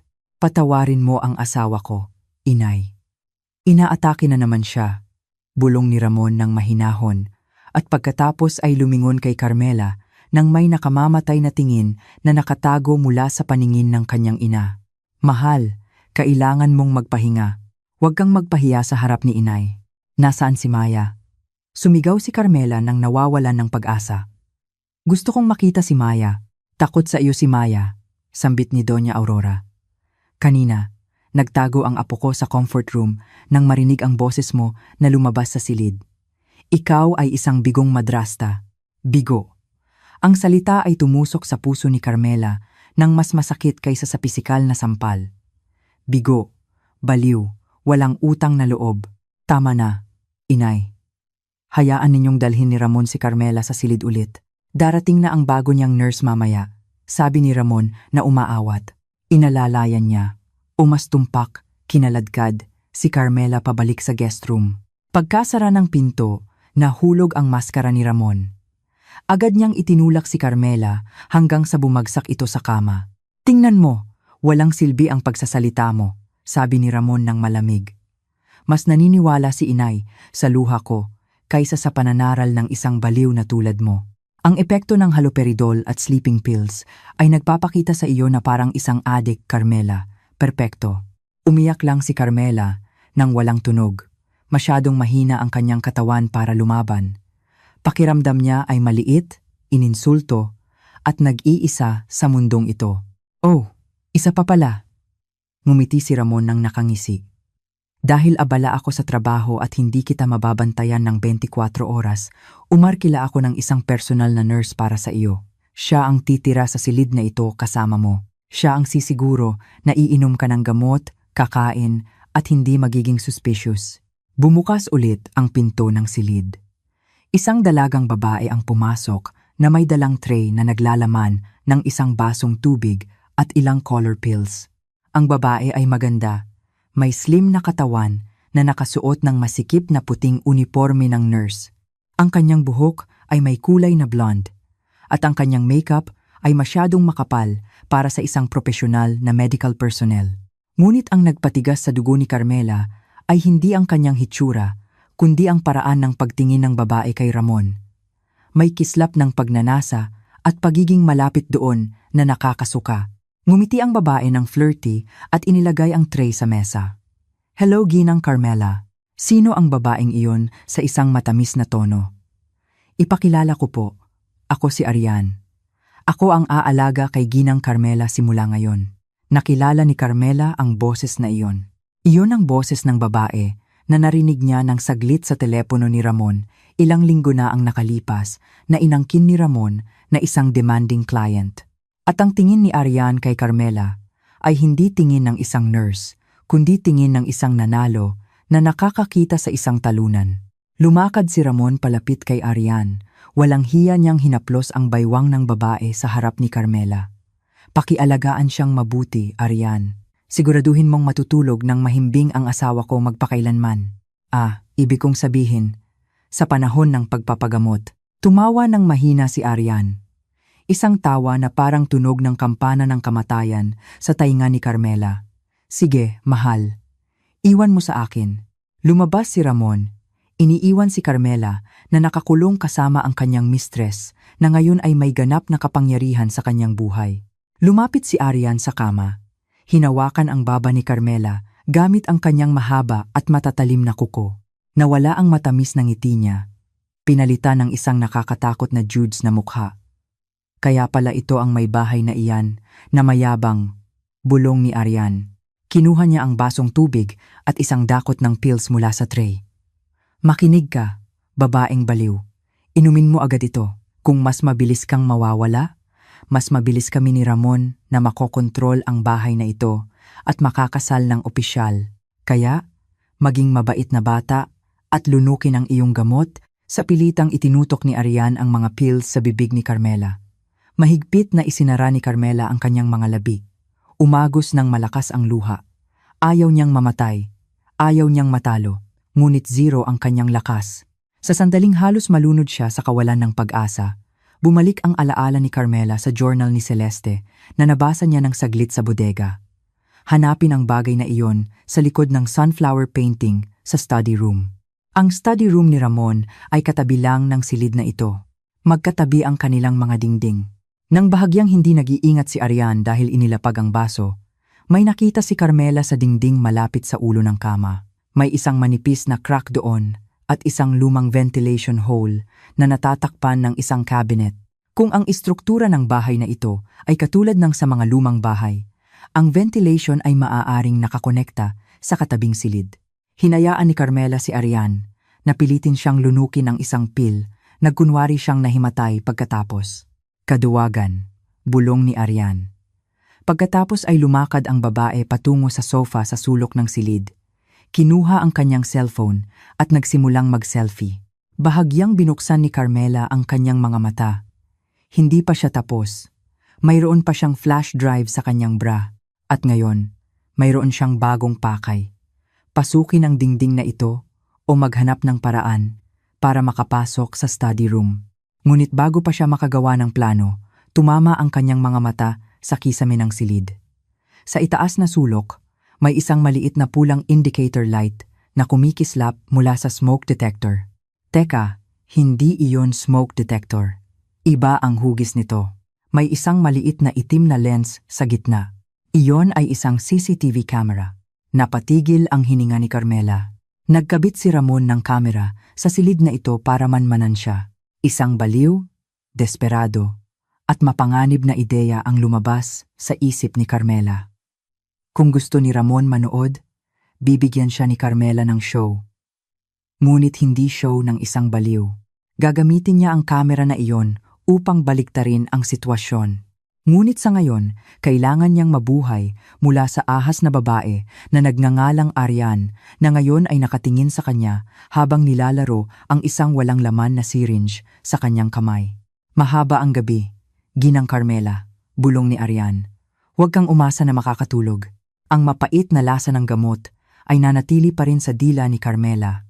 Bagamat na isuka niya ang dilaw na pill sa potted plant sa sulok ng silid nang hindi nag-iingat si Arian, isang oras na ang nakalipas, nanatiling nakahiga si Carmela sa kama, inaayos ang kanyang paghinga upang maging regular at mabigat, ginagaya ang ritmo ng isang taong natutulog nang mahimbing dahil sa epekto ng sedative.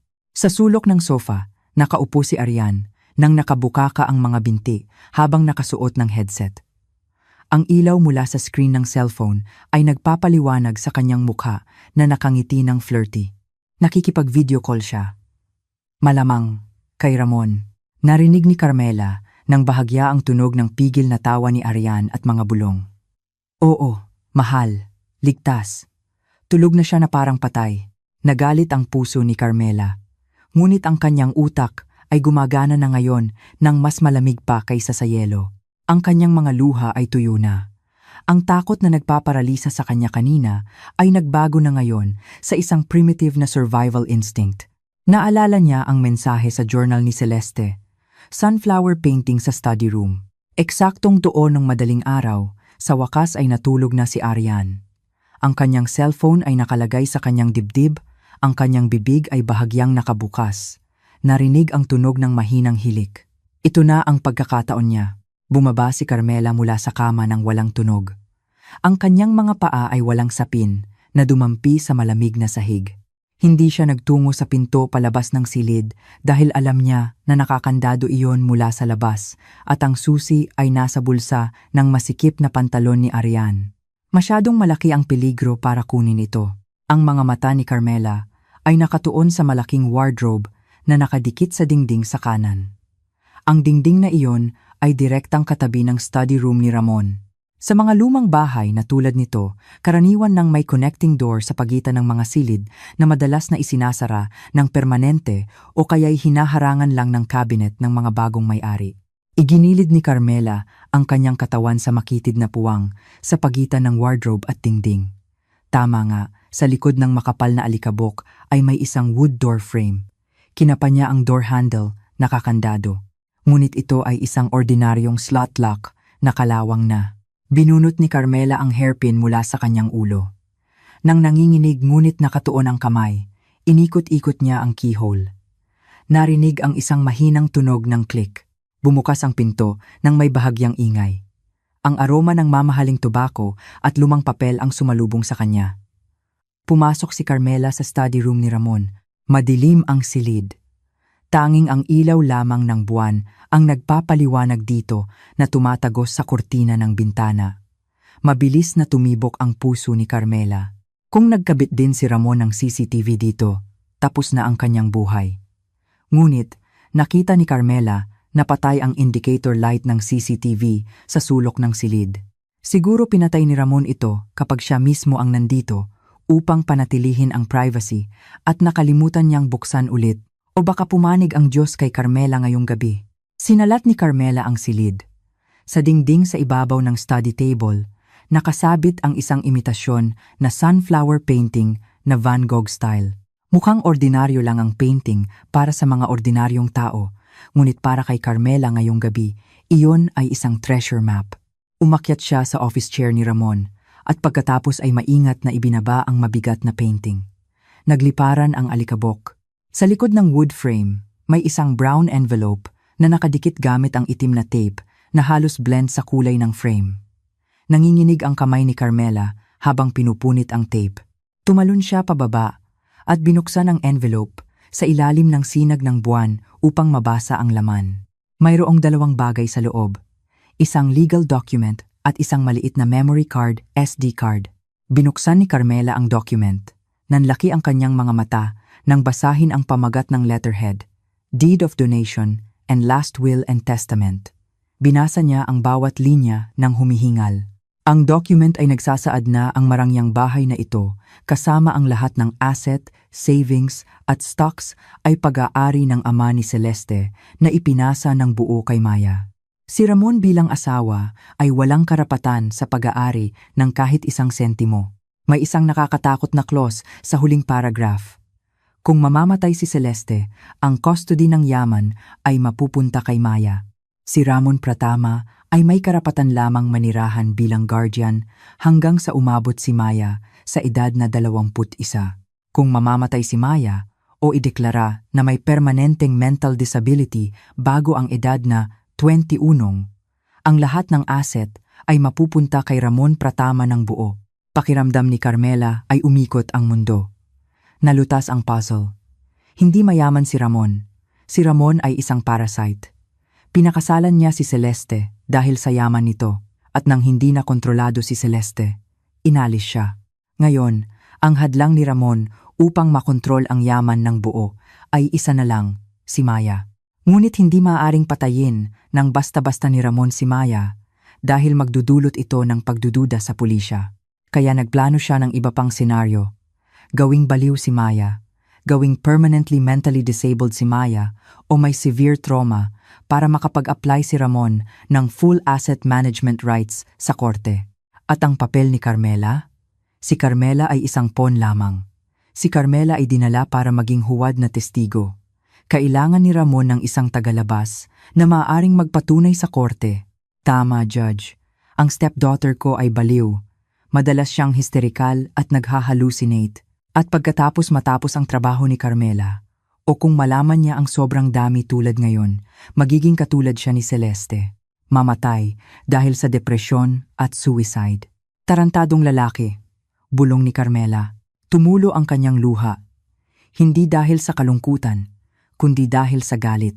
Ibinalik ni Carmela ang document sa envelope at itinago sa likod ng kanyang damit, kasama ang flash drive na nandoon na. Mayroon na siyang memory card mula kay Celeste. Kailangan niya ng gamit para tingnan ang laman nito. Ang computer ni Ramon ay nasa harap niya. Madilim ang screen. Hinawakan ni Carmela ang mouse. Nag-ilaw ang screen, humihingi ng password. Nag-isip ng malalim si Carmela. Mali ang birthday ni Ramon. Mali ang wedding anniversary nila. Sinubukan ni Carmela ang birthday ni Maya. Enter. Bumukas ang screen. Ngunit hindi ordinaryong desktop ang lumabas. Ang computer ay nagpapatakbo ng real-time CCTV monitoring program. Mayroong 6 na maliit na screen box na nagpapakita ng iba't ibang sulok ng bahay. Nakatitig ang mga mata ni Carmela sa screen box sa ibaba kaliwang sulok. Iyon ang kamera sa silid ni Maya. Sa screen na iyon, nakita ni Carmela ang isang tanawin na nagpakulo sa kanyang dugo. Bukas ang pinto ng silid ni Maya. May pumasok. Si Ramon iyon. Ang digital clock sa screen ay nagpapakita ng 2:15 a.m. Live feed ito. Hindi sinasaktan ni Ramon si Maya. Gumagawa siya ng isang bagay na mas masama. Umupo siya sa gilid ng kama ni Maya na natutulog at kinuha ang isang nakakatakot na mask mula sa likod niya. Mask ng mukha ng isang matandang babae na may magulo na buhok at dumudugong bibig. Isinuot ni Ramon ang mask. Pagkatapos ay dahan-dahan niyang inalog ang katawan ni Maya. Nang magising si Maya at magbukas ng mata, Inilapit ni Ramon ang nakamaskarang mukha sa mukha ni Maya habang may hawak na malaking kitchen knife na kumikinang dahil sa dim na ilaw ng night lamp. Sumigaw si Maya sa screen, ngunit walang tunog na lumabas mula sa computer dahil nakamute ang volume. Ang bata ay sumisipa sa kumot, umatras sa takot hanggang sa tumama sa dingding. Si Ramon, sa likod ng mask, ay nananatili lang ng matigas. Tinatamasa ang takot na ginawa niya. Nagtatanim ng malalim na trauma sa utak ng sarili niyang anak. Tinago ni Carmela ang kanyang bibig nang mahigpit upang hindi sumigaw. Iyon ang dahilan kung bakit takot si Maya sa ina. Matagal nang tinatakot ni Ramon si Maya bawat gabi sa pamamagitan ng pagpapanggap bilang isang nakakatakot na mother figure, brainwashing kay Maya na ang mother figure ay isang halimaw na gustong pumatay sa kanya. Hindi makatitigil si Carmela. Wala siyang pakialam sa plano, wala siyang pakialam sa kaligtasan niya. Sinusaktan si Maya ngayon. Sinakmal ni Carmela ang isang mabigat na metal trophy mula sa ibabaw ng study table ni Ramon. Dudurugin niya ang ulo ng tarantado na iyon ngayon din. Ngunit nang lumingon si Carmela upang tumakbo patungo sa pinto, narinig niya ang tunog ng mga yapak sa pasilyo sa harap ng study room. Hindi ang mga yapak ni Ramon. Nasa silid ni Maya si Ramon. Iyon ang mga yapak ng security guard na nagpapatrol.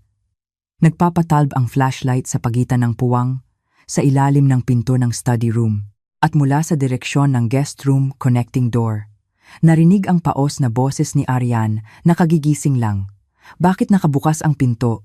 Ginang Carmela. Nakulong si Carmela. Sa harap ay ang gwardiya.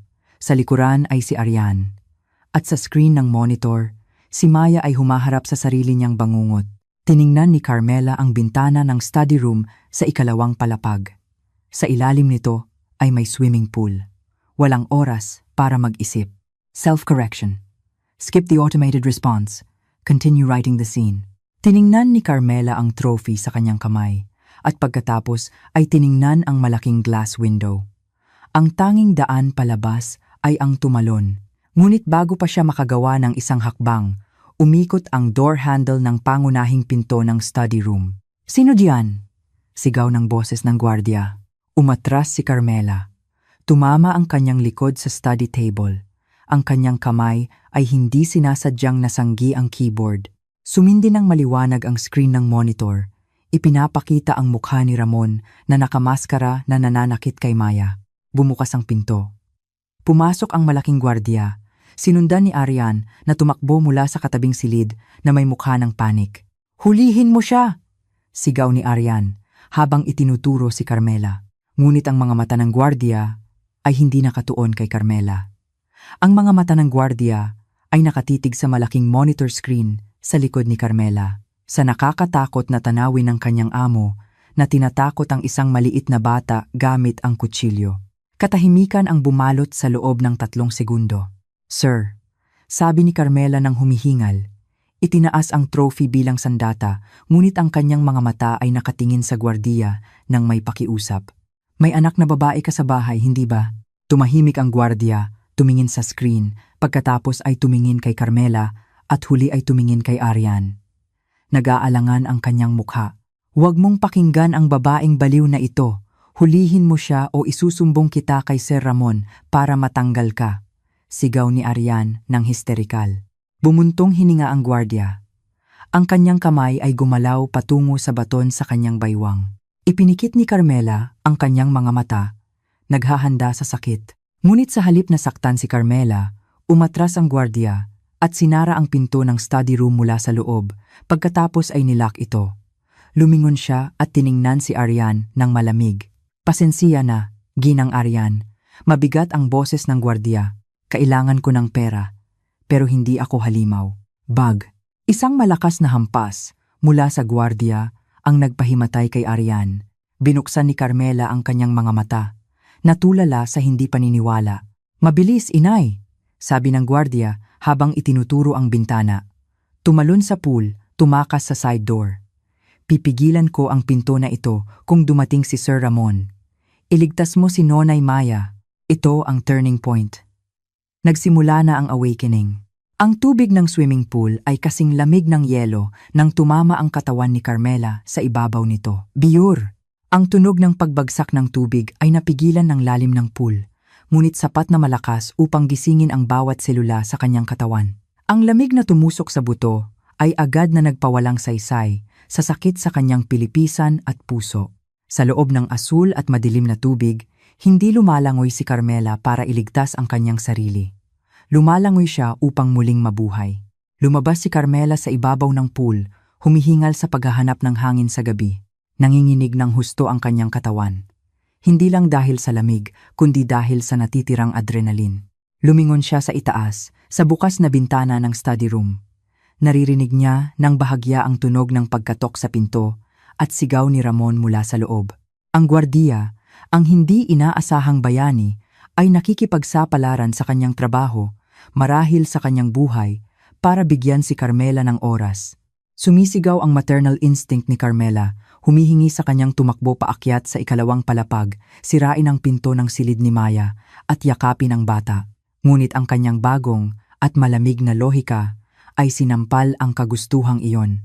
Huwag kang maging tanga, Carmela, sigaw ng kanyang isip. Kung aakyat ka doon nang walang armas, papatayin ka ni Ramon. Babaliktarin niya ang katotohanan. Sasabihin niyang baliw ka at sinugod ang gwardya at pagkatapos ay mamamatay ka ng kahiya-hiya o mabubulok sa kulungan. At si Maya ay mananatili magpakailanman kasama ang halimaw na iyon. Upang manalo sa giyerang ito, kailangang maging matapang si Carmela na umalis muna sa labanan. Kailangan siyang bumalik, hindi bilang biktima, kundi bilang tagapagpatupad. Umakyat si Carmela palabas ng pool.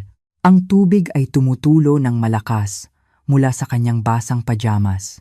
Hindi siya tumakbo agad patungo sa gate. Sumingit siya sa gilid ng bahay patungo sa pangunahing electrical panel. Alam niyang ayaw ni Ramon sa dilim. Nawawalan siya ng kontrol. Nang basa ang kamay, hinila ni Carmela pababa ang pangunahing lever. Click! Agad na namatay ang buong marangyang bahay. Namatay ang ilaw sa hardin. Namatay ang ilaw sa silid. Namatay ang CCTV. Nilamon ng dilim ang lahat. Mula sa ikalawang palapag, narinig ang sigaw ng pagkadismaya ni Ramon. Buisit, bakit namatay ang ilaw? Guardia, tingnan mo ang generator. Iyon ang kanyang diversion. Ginamit ni Carmela ang sandaling iyon upang tumakbo patungo sa guard post sa harap. Nakakandado ang gate. Ngunit may isang maliit na pinto sa tabi na nakasabit ang susi. Isang pagkakamali ng bagong gwardiya na nagbigay ng bentahe sa kanya. Tumakas si Carmela, tumakbo ng walang sapin sa paa sa tahimik na asphalt ng subdivision. Nagkasugat ang kanyang mga paa, sinugatan ng matatalim na bato ang kanyang talampakan, ngunit ang sakit ay nagpapadama sa kanya na mas gising. Hindi siya tumigil sa pagtakbo hanggang sa naubos ang kanyang hininga. At natagpuan niya ang isang 24 oras na convenience store sa pangunahing kalsada, mga 2 kilometer mula sa bahay. Ang liwanag ng neon light ng convenience store ay nakasisilaw sa kanyang mga mata. Ang store clerk na inaantok ay nagulat nang makita ang isang babaeng basang-basa, walang sapin sa paa, at may pasa sa mukha na pumasok sa tindahan. Ma'am, anong nangyari? Kailangan ko bang tumawag ng pulis o ambulansya? Tanong ng clerk ng panik. Tiningnan ni Carmela ang kanyang reflection sa salamin ng refrigerator door. Ang kanyang buhok ay wet. Ang kanyang mga mata ay namamaga. Ang kanyang mga labi ay kulay asul sa lamig. Mukha siyang kaawa-awa. Mukha siyang wasak. Ngunit pagkatapos ay itinuwid ni Carmela ang kanyang likod. Pinunasan niya ang tubig na tumutulo sa kanyang mukha gamit ang likod ng kanyang kamay. Nagbago ang kanyang tingin. Wala na ang dating Carmela na madaling umiyak. Wala na ang dating Carmela na nagmamakaawa ng pag-ibig mula sa isang narcissistic na asawa. Ang babae sa reflection ay patay na. Kailangan ko ng mainit na black coffee, Manong. At maari ba akong humiram ng laptop charger ng saglit? Babayaran ko ng doble, sagot ni Carmela. Ang kanyang boses ay kalmado, patag at nanunuot. Natulala ang store clerk. Ngunit ang aura ng intimidasyon na nagmumula kay Carmela ay nagpilit sa kanya na sumunod. Umupo si Carmela sa pinakatagong sulok ng tindahan. Kinuha niya ang laptop mula sa likod ng kanyang damit. Mabuti na lang at naibalot niya ito sa isang waterproof document plastic na nasa mesa ni Ramon bago siya tumalon kanina. Bagamat medyo basa, nagdasal siya na gumana pa rin ang makina. Nag-ilaw ang screen. Bumuntong hininga si Carmela sa ginhawa. Agad niyang isinaksak ang SD card na kinuha niya sa likod ng painting at sinaksak ang flash drive na voice recorder. Nagsimula siyang kopyahin ang lahat sa cloud storage. Gumawa siya ng 3 magkakaibang backup accounts. Ipinadala niya ang data sa kanyang personal na email, office email at email ng kanyang mga magulang. Pagkatapos maging ligtas ang data, binuksan ni Carmela ang file sa memory card na iniwan ni Celeste. Ang laman nito ay mas nakakatakot pa kaysa sa kanyang inaakala. Hindi lang ito will, kundi may isang video testimony ni Celeste na secretly recorded bago siya mamatay. Sa video, si Celeste ay mukhang payat, malalim ang kanyang mga mata. Kung makikita ninyo ang video na ito, ibig sabihin, patay na ako. Ramon, pinalsipikan niya ang signature ko para i-cash out ang deposit ko. Siya rin ang nagpatumba sa akin mula sa hagdan noong nakaraang buwan hanggang sa maguguran ako. Tinakot niya akong papatayin niya si Maya kung makikipaghiwalay ako. Pakiusap, sino man ang makakita nito, tawagan ang kuya ko, si Miguel. Pinalabas ni Ramon na nagkasala si Miguel sa kaso ng embezzlement hanggang sa makulong siya. Ngunit si Miguel ang tanging nakakaalam ng lahat ng kasamaan ni Ramon. Kinuyom ni Carmela ang kanyang kamay hanggang sa pumuti ang kanyang mga kuko. Hindi lang si Ramon, isang manloloko at mang-aabuso sa bata, isa rin siyang cold-blooded killer. Pinalabas niyang nagkasala ang sarili niyang bayaw para alisin ang isang karibal. Isinara ni Carmela ang kanyang laptop. Ang plano sa kanyang isip ay inayos ng maayos, malamig at malupit. Hindi siya magsusumbong sa pulisya ngayong gabi. Ang pag-uulat sa pulisya ay nangangailangan ng proseso, nangangailangan ng autopsy, at mayaman si Ramon upang suhulan ang mga opisyal tulad ng ginawa niya sa kaso ni Miguel. Maaaring magdahilan si Ramon. Baliw ang asawa ko. Hindi. Gagamitin ni Carmela ang mas epektibong paraan. Isang paraan na puputulin ang kapangyarihan ni Ramon bago pa siya makagawa ng isang hakbang. Social court. Binuksan ni Carmela ang isang bagong document. Ang kanyang mga daliri ay sumayaw sa keyboard, bumubuo ng mga salita. Hindi isang emotional outburst, kundi isang matalas na factual chronology. Sinamahan ng ebidensya ng larawan ng pasa ni Maya, audio recording ng banta ni Ramon, at ang CCTV video na narecord niya gamit ang kanyang cellphone sa study room kanina. Inayos niya ang isang mahabang thread para sa social media. Ang pamagat, sa likod ng pinto ng marangyang bahay, ang tunay na kuwento ng isang ama na gumawa ng halimaw para makuha ang yaman ng kanyang anak. Hindi pa niya inu-upload ito. Iyon ay para mamaya, bilang panghuling bomba. Ngayon, kailangan niya ng kaalyado. Hinahanap niya ang pangalan ni Miguel Villanueva sa search engine ang kapatid ni Celeste. Lumabas ang lumang balita. Si Miguel Villanueva ay napalaya ng parol matapos mapatunayang hindi nagkasala sa kaso ng embezzlement. Natagpuan ni Carmela ang contact number ng law firm kung saan nagtatrabaho si Miguel ngayon. Itinatayo ulit ng lalaki ang kanyang karera mula sa simula. Nagpadala si Carmela ng maikling mensahe sa numerong iyon sa pamamagitan ng chat application. Hello, Attorney Miguel. Ako po si Carmela, ang bagong asawa ni Ramon Pratama. Mayroon akong ebidensya na pinatay ang inyong kapatid na si Celeste. At may ebidensya ako na inaapi si Maya ngayon. Kailangan ko ang tulong ninyo para wasakin siya nang walang matitira. 1 minuto mamaya, ang 2 checkmark ay naging asul. Nagring ang cellphone ni Carmela. Lumabas ang pangalan ni Miguel Villanueva sa screen. Sinagot ni Carmela. Hello. Ang boses ng lalaki sa kabilang linya ay mabigat at nag-iingat. Attorney Miguel, sabi ni Carmela nang malamig. Ang kanyang mga mata ay nakatingin sa madilim na kalsada sa labas ng convenience store. Ihanda ninyo ang inyong pinakamahusay na suit. Bukas, gagawa tayo ng show na mapapanood ng buong Pilipinas. Ngunit bago pa matapos ni Carmela ang tawag, isang breaking news notification ang lumabas sa screen ng kanyang laptop na nakakonekta pa rin sa internet ng convenience store. Breaking news.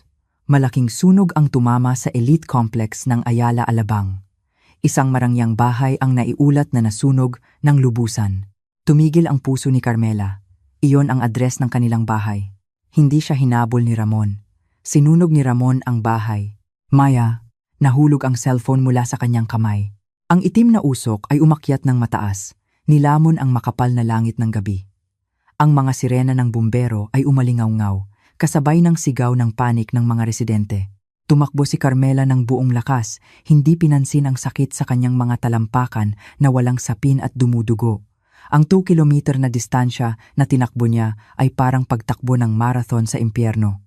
Pagdating sa harap ng gate ng bahay, ang tanawin sa harap niya ay nagpahina sa kanyang mga tuhod. Ang maringal na bahay na iyon ang tahimik na saksi ng pagdurusa niya at ni Maya ngayon ay tanging kalansay na lang na nilalamon ng malaking apoy. Ang init ay tumusok sa kanyang balat kahit na ilang metro ang layo. Sa gitna ng mga tao at mga opisyal na abala sa pag-spray ng tubig, nakita niya ang figura. Si Ramon. Ang lalaki ay nakaluhod sa asphalt. Umiiyak ng umiyak sa harap ng isang pulis. Ang kanyang damit ay bahagyang sunog. Ang kanyang mukha ay nababalutan ng suot. Isang perpektong stage costume. Baliw ang asawa ko, sir, sigaw ni Ramon. Ang kanyang boses ay paos at nakakumbinsi. May depresyon siya. Ikinandado niya ang sarili niya sa silid kasama ang anak ko. Siya ang nagsunog sa curtains. Sinubukan ko ng sirain ang pinto, pero ang apoy. Sinuntok ni Ramon ang asphalt. Ginagampanan ang papel ng isang sirang ama ng napakahusay. Kumulo ang dugo ni Carmela. Hindi nagluluksa si Ramon.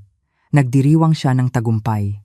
Sinunog niya ang bahay para alisin ang lahat ng ebidensya, CCTV, journal ni Celeste, at ang mga nakatira. Binalak niyang sunugin si Maya at Carmela ng buhay at pagkatapos ay kunin ang insurance at inheritance sa dahilan ng aksidente dahil sa baliw na asawa. Aakma ng sirain ni Carmela ang police line. Gustong sumigaw na si Ramon ay sinungaling, ngunit hinila ng isang malaking kamay ang kanyang braso sa likod ng malaking puno sa tabi ng guard post na madilim. Halos sumigaw si Carmela, ngunit agad na tinakpan ang kanyang bibig. Shh! Ginang Carmela, ako ito, ang gwardiya kanina. Ang malaking lalaki ay humihingal. Ang kanyang mukha ay puno ng mga gasgas at alikabok. At sa kanyang yakap, nakabalot sa malaking guardia jacket, may isang maliit na figura na nanginginig ng husto. Maya!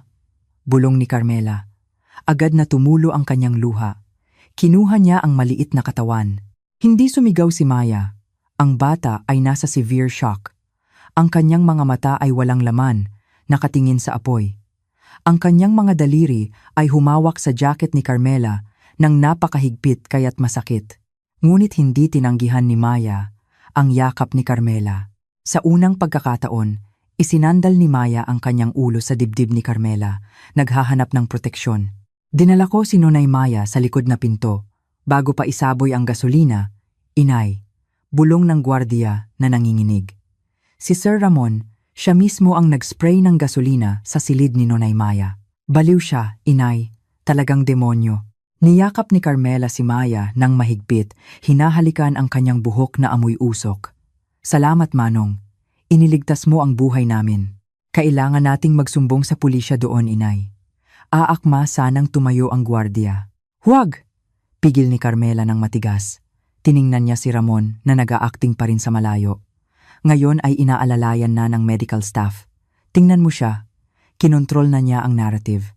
Kung lalabas tayo ngayon, babaliktarin niya ang katotohanan. Sasabihin niya na kinidnap ko si Maya at sinunog ang bahay. May pera siya, may koneksyon siya. Sa police station sa area na ito, may kakilala siya. Kung gayon, ano ang dapat nating gawin?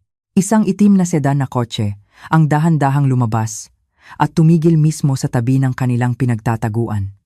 Sa lugar na hindi naaabot ng ilaw ng kalye, dahan-dahang bumaba ang bintana sa likod. Isang lalaking may matigas na mukha na may makapal na rimmed glasses ang tumingin sa kanila. Ang kanyang mukha ay kahawig ni Maya. Ang facial structure ng pamilya ng kanyang tunay na ina. Si Miguel Villanueva. Sumakay na, utos ni Miguel ng maikli. Ang kanyang boses ay malamig, ngunit ang kanyang mga mata ay basa ng makita ang kanyang pamangkin na ligtas. Tiningnan ni Carmela ang gwardiya. Sumama kayo sa amin, Manong. Kayo ang key witness. Kung mananatili kayo dito, hahanapin kayo ni Ramon at papatayin. Nang hindi nag-iisip, ng 2 beses, sumakay silang 3 sa loob ng kotse. Sa loob ng soundproof at air-conditioned car, ang kapaligiran ay nag-iba sa kaguluhan sa labas. Agad na kinuha ni Miguel si Maya, niyakap ang kanyang pamangkin nang may pigil na hikbi. Patawarin mo ako, anak, kakarating ko lang. Umupo si Carmela sa passenger seat sa harap, nakatingin sa rear view mirror. Nakita niya si Ramon na naglalaro pa rin ng pagkahimatay sa harap ng ambulance, tinatamasa ang simpatiya mula sa mga kapitbahay. Iniisip ni Ramon na nanalo na siya. Iniisip ni Ramon na si Maya at Carmela ay naging abo na sa loob ng mga guho. Hayaan mo siyang tamasahin ang kanyang tagumpay ngayong gabi, sabi ni Carmela ng malamig. Ang kanyang mga mata ay matalim na nakatingin sa figura ng kanyang asawa na lumiit sa mirror habang lumalayo ang kotse. Nakuha mo na ba ang ebidensya? Tanong ni Miguel habang pinupunasan ang kanyang luha. Lahat, sagot ni Carmela. Tinapik niya ang kanyang dibdib kung saan nakatago ng ligtas ang flash drive at memory card. Audio recording, CCTV video ng pang-aabuso, ang orihinal na will ni Celeste, at ang video confession ni Celeste. Dagdag pa ang testimonya ni Manong Guardia. Tumango si Miguel. Tumigas ang kanyang panga. Inihanda ko na ang team ng lawyer at media, ngunit hindi natin siya aatakehin sa ordinaryong legal na paraan na mabagal. Gagamitin natin ang paraan na ginamit niya para wasakin ang kapatid ko. Public court, dugtong ni Carmela. Tama. Bukas ng umaga, kapag nagising siya at iniisip na siya ay isang mayamang balo na malaya, sisiguraduhin natin na alam na ng buong Pilipinas ang tunay niyang mukha bago pa siya makainom ng kanyang kape. Kinuha ni Carmela ang cellphone ni Miguel na ipinahiram sa kanya. Binuksan niya ang draft thread na inihanda niya sa convenience store kanina. Nagdagdag siya ng isang huling litrato, larawan ng nasusunog na bahay mula sa malayo na kinuha niya sa bintana ng kotse kanina. Ang caption ay in-edit niya ng kaunti. Sinunog niya ang bahay para itago ang kanyang mga bakas. Akala niya patay na kami, ngunit nakalimutan niya na hindi kayang sunugin ng apoy ang katotohanan. Ramon Pratama. Tapos na ang laro. Pinindot ni Carmela ang send button. Ang itim na kotse ay humarurot sa gabi. Tumatakbo palayo sa mga biktima na ngayon ay naging mga ngaso. Sa malayo, nag-aapoy pa rin ang apoy. Ngunit ang tunay na apoy, ang apoy ng paghihiganti ng isang ina, ay sinindihan na at sa pagkakataong ito, walang tubig ang makakapigil dito. Kinaumagahan, ang langit ng Maynila ay mukhang kulay abo, para bang nakikiramay sa trahedya na nangyari sa pamilya ng batang negosyante na si Ramon Pratama. Ang lobby ng private hospital kung saan pansamantalang ginagamot si Ramon ay ginawa ng improvised press conference area. Nagdagsaan ang puluhan ng reporter, nakabukas ang mga kamera at kumikislap ang flash. Nang nakasisilaw, nakaluhod si Ramon sa isang wheelchair, nakasuot ng patient's clothes na may benda sa braso, maliit na sugat na nakuha niya habang sinubukan niyang iligtas ang kanyang pamilya. Ang kanyang mukha ay namamaga. Ang huwad na luha ay tumutulo ng perpekto sa kanyang pisngi. Sa tabi niya, nakaupo si Doña Aurora habang may hawak na tissue, umiiyak ng dramatiko. Ginagawang perpekto ang stage play ng ina at anak. Hindi ko inaasahan na gagawin iyon ng asawa ko, sabi ni Ramon na nanginginig ang boses sa harap ng mikropono na inabot sa kanya. May history kasi si Carmela ng depression na tinago niya. Obsessed siya sa anak ko, si Maya. Kagabi, ikinandado niya ang pinto ng silid, nag-spray ng gasolina, at inanyayahan ang nag-iisang anak ko na sumama sa kanya. Yumuko si Ramon, nanginginig ng husto ang kanyang balikat. Mas lalong tumindi ang kislap ng kamera. Patawarin mo si Daddy, Maya. Nabigo si Daddy, naprotektahan ka. Katahimikan ang bumalot, puno ng simpatiya. Ang ilang babaeng reporter ay nakita pang nagpupunas ng gilid ng kanilang mga mata. Hinaplos ni Doña Aurora ang likod ni Ramon, nakatingin sa kamera nang may kaawa-awang tingin. Pakiusap, ipanalangin ninyo ang aking anak at apo. At pakiusap, patawarin ninyo ang aking manugang na may sakit sa isip. Sa sulok ng silid, nakatayo si Arian na nagpakilalang personal na assistant ng may malungkot na mukha. Bagamat kumikinang ang kanyang mga mata sa tagumpay, maayos ang senaryo. Ang publiko ay pumanig sa kanila. Nasa harap na ang insurance at inheritance. Ngunit biglang naging kakaiba ang kapaligiran. Isa-isa, tumunog ang mga cellphone ng mga reporter. Tring-ting. Ang tunog ng mga notification ay nagkasabay-sabay na parang isang disharmonious orchestra. Sa simula, 1 o 2 tao lang ang nagtitingin sa kanilang gadget, ngunit sa loob ng ilang segundo, nagsimula ang kaguluhan.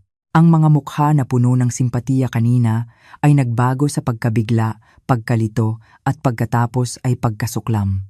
Isang senior reporter mula sa isang national TV station ang nagtaas ng kanyang kamay, pinutol ang huwad na pag-iyak ni Ramon. Mr. Pratama, malakas at matalim ang kanyang boses. Sabi ninyo sinunog ng asawa ninyo ang bahay at namatay kasama ang anak ninyo.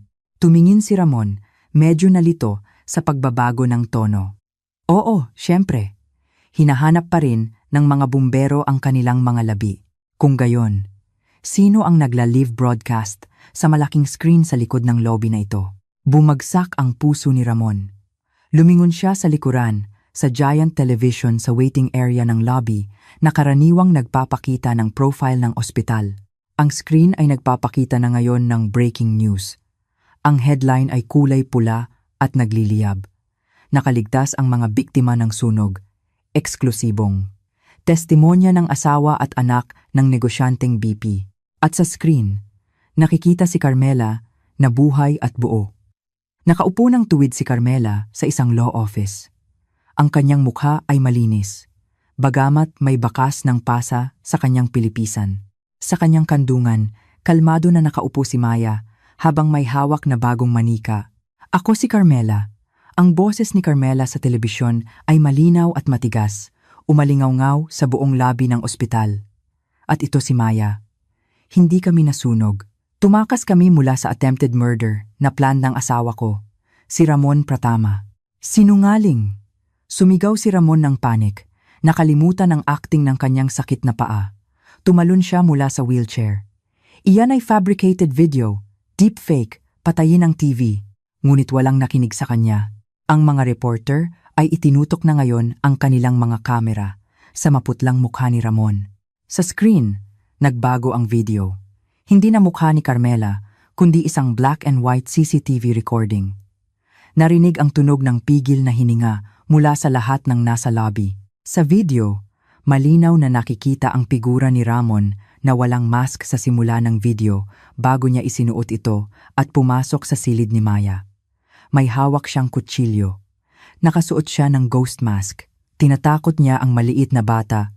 Ang tunay na boses mula sa recording ay pinatugtog ng malakas.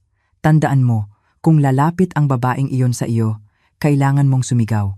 Kung hindi, puputulin ni Daddy ang leeg ng manika mo. Nagbago ulit ang video. Sa pagkakataong ito, ang confession recording ni Celeste, ang unang asawa na namatay na. Si Ramon ang nagpatumba sa akin. Hinahabol niya ang yaman ni Maya. Gumuho ang mundo ni Ramon sa loob ng ilang segundo. Ang simpatiya ay naging galit ng masa. Mamamatay tao. Sigaw ng isang bisita sa ospital. Psychopath. Dagdag ng isa pang reporter. Umatras si Ramon. Malamig na pawis ang bumalot sa kanyang katawan. Lumingon siya kay Doña Aurora. Ngunit ang kanyang sariling ina ay nakatingin sa screen na nakanganga ang bibig. Ang kanyang mukha ay maputla na parang bangkay. Maging si Arian ay naglaho na. Tumakas sa gitna ng kaguluhan. Hindi. Ito ay misunderstanding. Ako, dinidisiplina ko lang ang anak ko. Sumigaw si Ramon. Ang kanyang mga mata ay naghahanap ng daan palabas. Biglang bumukas ng malawak ang pangunahing pinto ng lobby. Pumasok si Carmela. Hindi siya dumating sa pamamagitan ng screen. Dumating siya ng pisikal, sinamahan ni Miguel Villanueva at isang pulutong ng mga pulis na nakasuot ng uniforme. Ang mga yapak ni Carmela ay matatag na tumama sa marble floor, kasabay ng paghina ng tibok ng puso ni Ramon. Ang tingin ng kamera ay nahati sa pagitan ni Ramon, na natatakot, at ni Carmela, na nakatayo na parang goddess of vengeance. "Magandang umaga, mahal," bati ni Carmela ng malamig. Tumigil siya 3 metro sa harap ni Ramon. Walang luha, walang takot, tanging isang matalas na tingin na tumusok sa kaluluwa. "Kumusta ang acting?" "Sayang lang, at hindi gusto ng mga manonood ang ending." "Ikaw, babaeng ahas." Umungol si Ramon, namula ang kanyang mukha sa kahihiyan at galit. Wasak na wasak ang mask ng kanyang perpektong asawa. Lumabas ang kanyang tunay na ugali na impulsive at bastos. Sumugod si Ramon, aakmasanang sakalin si Carmela. Nakalimutan niya na may puluhan ng pulis doon. Grab. Agad na hinuli ng 2 pulis si Ramon, binaluktot ang kanyang mga kamay sa likuran at ibinagsak siya sa sahig. Ang kanyang guwapong mukha ay tumama sa malamig na sahig ng ospital. Tumunog ang handcuffs, ikinulong ang kanyang mga pulso. "Pakawalan ninyo ako. Ako si Ramon Pratama. Ako ay isang mayaman. Hindi ninyo alam kung sino ako." Si Ramon ay nag-wrestle na parang isang baliw, na itinuturo niya kay Carmela sa lahat ng oras. Umusad si Miguel ng isang hakbang. Tinitingnan si Ramon na nakahandusay sa ilalim ng kanyang mga paa. "Alam namin kung sino ka. Ikaw ay suspect ng premeditated murder, child abuse, arson, at document forgery. At ang iyong assets ay frozen simula ngayon." Kinaladkad ng pulis si Ramon na tumayo. Nang dumaan siya kay Carmela, tumingin si Ramon. Ang kanyang mga mata ay pula, puno ng puot. "Babangon ako, Carmela. Hindi ka magiging mapayapa," banta niya. Ngumiti ng bahagya si Carmela. Inilapit niya ang kanyang mukha ng bahagya at bumulong ng mahina para lang marinig ni Ramon. "Itago mo ang lakas mo para sa kulungan, mahal. Naalala na ni Maya ang lahat. Naalala niya na ikaw ang nagtulak sa ina niya mula sa hagdan. Tapos na ang buhay mo." Ganap na namutla ang mukha ni Ramon. Ang kanyang pinakamalalim na sekreto ay nabunyag. Nanghina ang kanyang mga binti, kaya't kinaladkad siya ng pulis palabas ng lobby. Sinamahan ng sigaw ng paghamak mula sa mga tao at ang kislap ng libu-libong camera flash na kumukuha ng larawan ng kanyang pagbagsak. Si Doña Aurora, na kanina ay nagiging bato, ay biglang sumigaw ng histerikal at nahimatay sa kanyang upuan. Hindi niya kayang tanggapin ang katotohanan na ang kanyang gintong anak ay isang halimaw at ang kanyang pinagmulan ng pera ay nawala. Nakatayo si Carmela sa gitna ng mga tao, huminga ng malalim. Ang hangin ng hospital lobby na amoy gamot ay mas fresh kaysa sa hangin sa kanyang marangyang bahay noon. Ang bigat ng libu-libong tonelada ay inalis sa kanyang balikat. Tumingin siya sa pinto palabas kung saan naghihintay ang kotse ni Miguel. Nandoon si Maya na naghihintay sa kanya. Tapos na ang giyera. Nanalo ang reyna sa chessboard. 6 na buwan ang lumipas. Ang tunog ng judge's gavel ay umalingaw-ngaw sa masikip na courtroom. Isinasara ang madilim na kabanata ng nakaraan ng may ganap na hatol. Life imprisonment para kay Ramon Pratama sa kaso ng premeditated murder kay Celeste at attempted murder kay Carmela at Maya. Wala nang kaakit-akit ng ngiti. Wala nang maayos na suit. Ang lalaki ay kinaladkad palabas ng silid na naka-handcuff, sumisigaw. Sinisisi ang lahat ng tao maliban sa kanyang sarili. Hanggang sa ang tunog ng bakal na pinto ang naghiwalay sa kanya mula sa labas ng mundo magpakailanman. Ang karma ay hindi nagtatrabaho ng half-hearted. Si Arian, ang fake nurse, ay nahuli 1 linggo pagkatapos ng insidente sa airport habang tumatakas sana sa ibang bansa, dala ang ninakaw na alahas mula sa safe ni Ramon. Siya ngayon ay nakakulong sa women's cell, nawawalan ng kanyang kagandahan at kalayaan. Samantala, si Doña Aurora, ang babaeng mayabang na tumingin kay Carmela noon, ngayon ay nabubuhay ng mag-isa sa isang masikip na inuupahang bahay. Ang mga assets ni Ramon ay kinumpiska ng estado at ibinalik kay Maya bilang tagapagmana, iniiwan si Doña Aurora na walang sentimo. Ang huling balita, inatake siya ng bahagyang stroke dahil sa stress at walang nag-aalaga sa kanya. Ngunit wala nang pakialam si Carmela sa kanilang kapalaran. Para sa kanya, sila ay tanging alikabok lamang mula sa nakaraan na tinangay ng hangin. Noong hapong iyon, Ang liwanag ng araw na orange ay tumagos sa bintana ng kusina ng isang simpleng bahay sa labas ng bayan.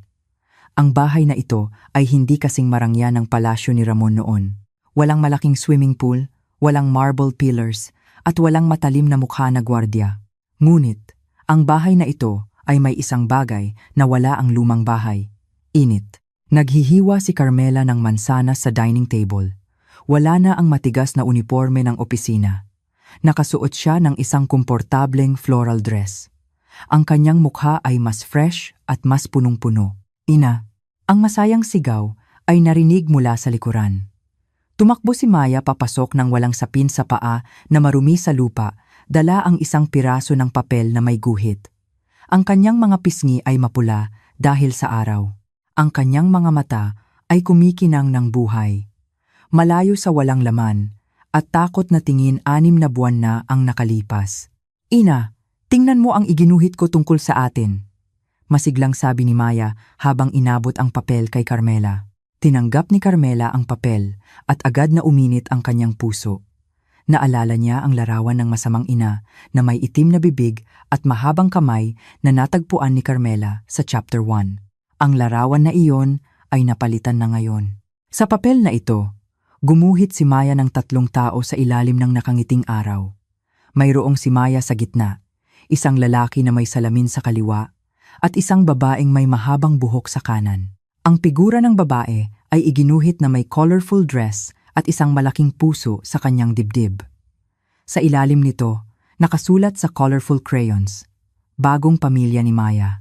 Ang ganda, mahal, taos-pusong puri ni Carmela, pinunasan ng mantsa ng lupa sa pisngi ni Maya. Sino ito na may salamin? Si Tito Miguel? Tumango si Maya ng masigla. Oo, kasi nangako si Tito Miguel na magpapalipad kami ng saranggola ngayong hapon.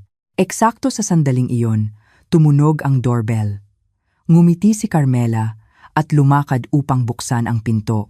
Nakatayo si Miguel Villanueva doon. May dalang plastic bag na naglalaman ng pandesal at isang malaking saranggola na hugis agila. Ang lalaki ay ngumiti ng awkward ngunit mainit. Sa loob ng 6 na buwan na ito, si Miguel ay hindi lamang naging lawyer na nag-ayos ng pagbabalik ng assets ni Maya, kundi naging isang protective figure para sa kanilang dalawa. Ang kanilang relasyon ay dahan-dahan, magalang, ngunit lumalaki ng may katiyakan sa pundasyon ng tiwala. Handa na bang magpalipad ng agila? Tanong ni Miguel kay Maya na agad na tumakbo at niyakap ang kanyang mga binti. Handa na, Kapitan, sigaw ni Maya. Umupo silang 3 sa likod ng teres ng bahay habang tinatamasa ang paglubog ng araw. Tumakbo si Maya, hinahabol ang saranggola na nagsisimulang umakyat ng mataas. Umupo si Carmela sa rattan chair, sumisipsip ng mainit na tsaa. Samantala, umupo si Miguel sa tabi niya. Ganap na siyang gumaling. Bulong ni Miguel ng mahina. Ang kanyang mga mata ay hindi inaalis kay Maya. Salamat, Carmela. Iniligtas mo ang kanyang buhay at kaluluwa. Siguradong nakangiti si Celeste. Dahan-dahang inilipat ni Miguel ang kanyang kamay hanggang sa magdikit ang likod ng kanyang kamay at kamay ni Carmela sa sandalan ng upuan. Hindi binawi ni Carmela ang kanyang kamay. Hinayaan niya ang touch. Matapos ang mahabang panahon na nagyelo ang kanyang puso dahil sa trauma, nagsisimula siyang makaramdam ng mainit na kislap ng pag-asa. Ina! Tito! Tingnan ninyo! Ang taas na! Masayang sigaw ni Maya. Itinuturo ang kanyang saranggola na sumasayaw sa himpapawid. Tumayo si Carmela, lumakad patungo kay Maya. Halika anak, magulo ulit ang buhok mo dahil sa hangin, sabi ni Carmela nang mahinahon. Nangyari ang isang deja vu moment. Tulad ng chapter 1, inabot ni Carmela ang kanyang kamay upang ayusin ang buhok ni Maya. Ngunit sa pagkakataong ito, walang histerikal na sigaw, walang katawan na nanginginig at umatras, walang takot. Si Maya ay nanahimik. Ipinikit ang kanyang mga mata at hinayaan ang mga daliri ni Carmela na suklayin ang kanyang buhok ng dahan-dahan. Pagkatapos maayos ang kanyang buhok, lumingon si Maya at inikot ang kanyang maliit na braso sa baywang ni Carmela, niyakap ng mahigpit.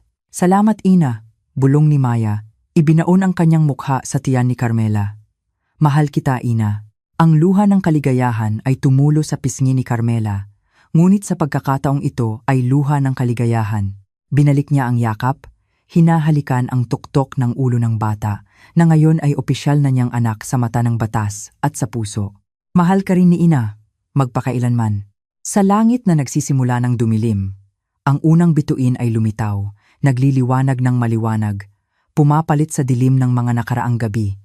Tapos na ang bagyo. Ang House of Hell ay nasunog ng lubusan. At mula sa abo nito, isang maliit na pamilya na puno ng pagmamahal ang bumangon.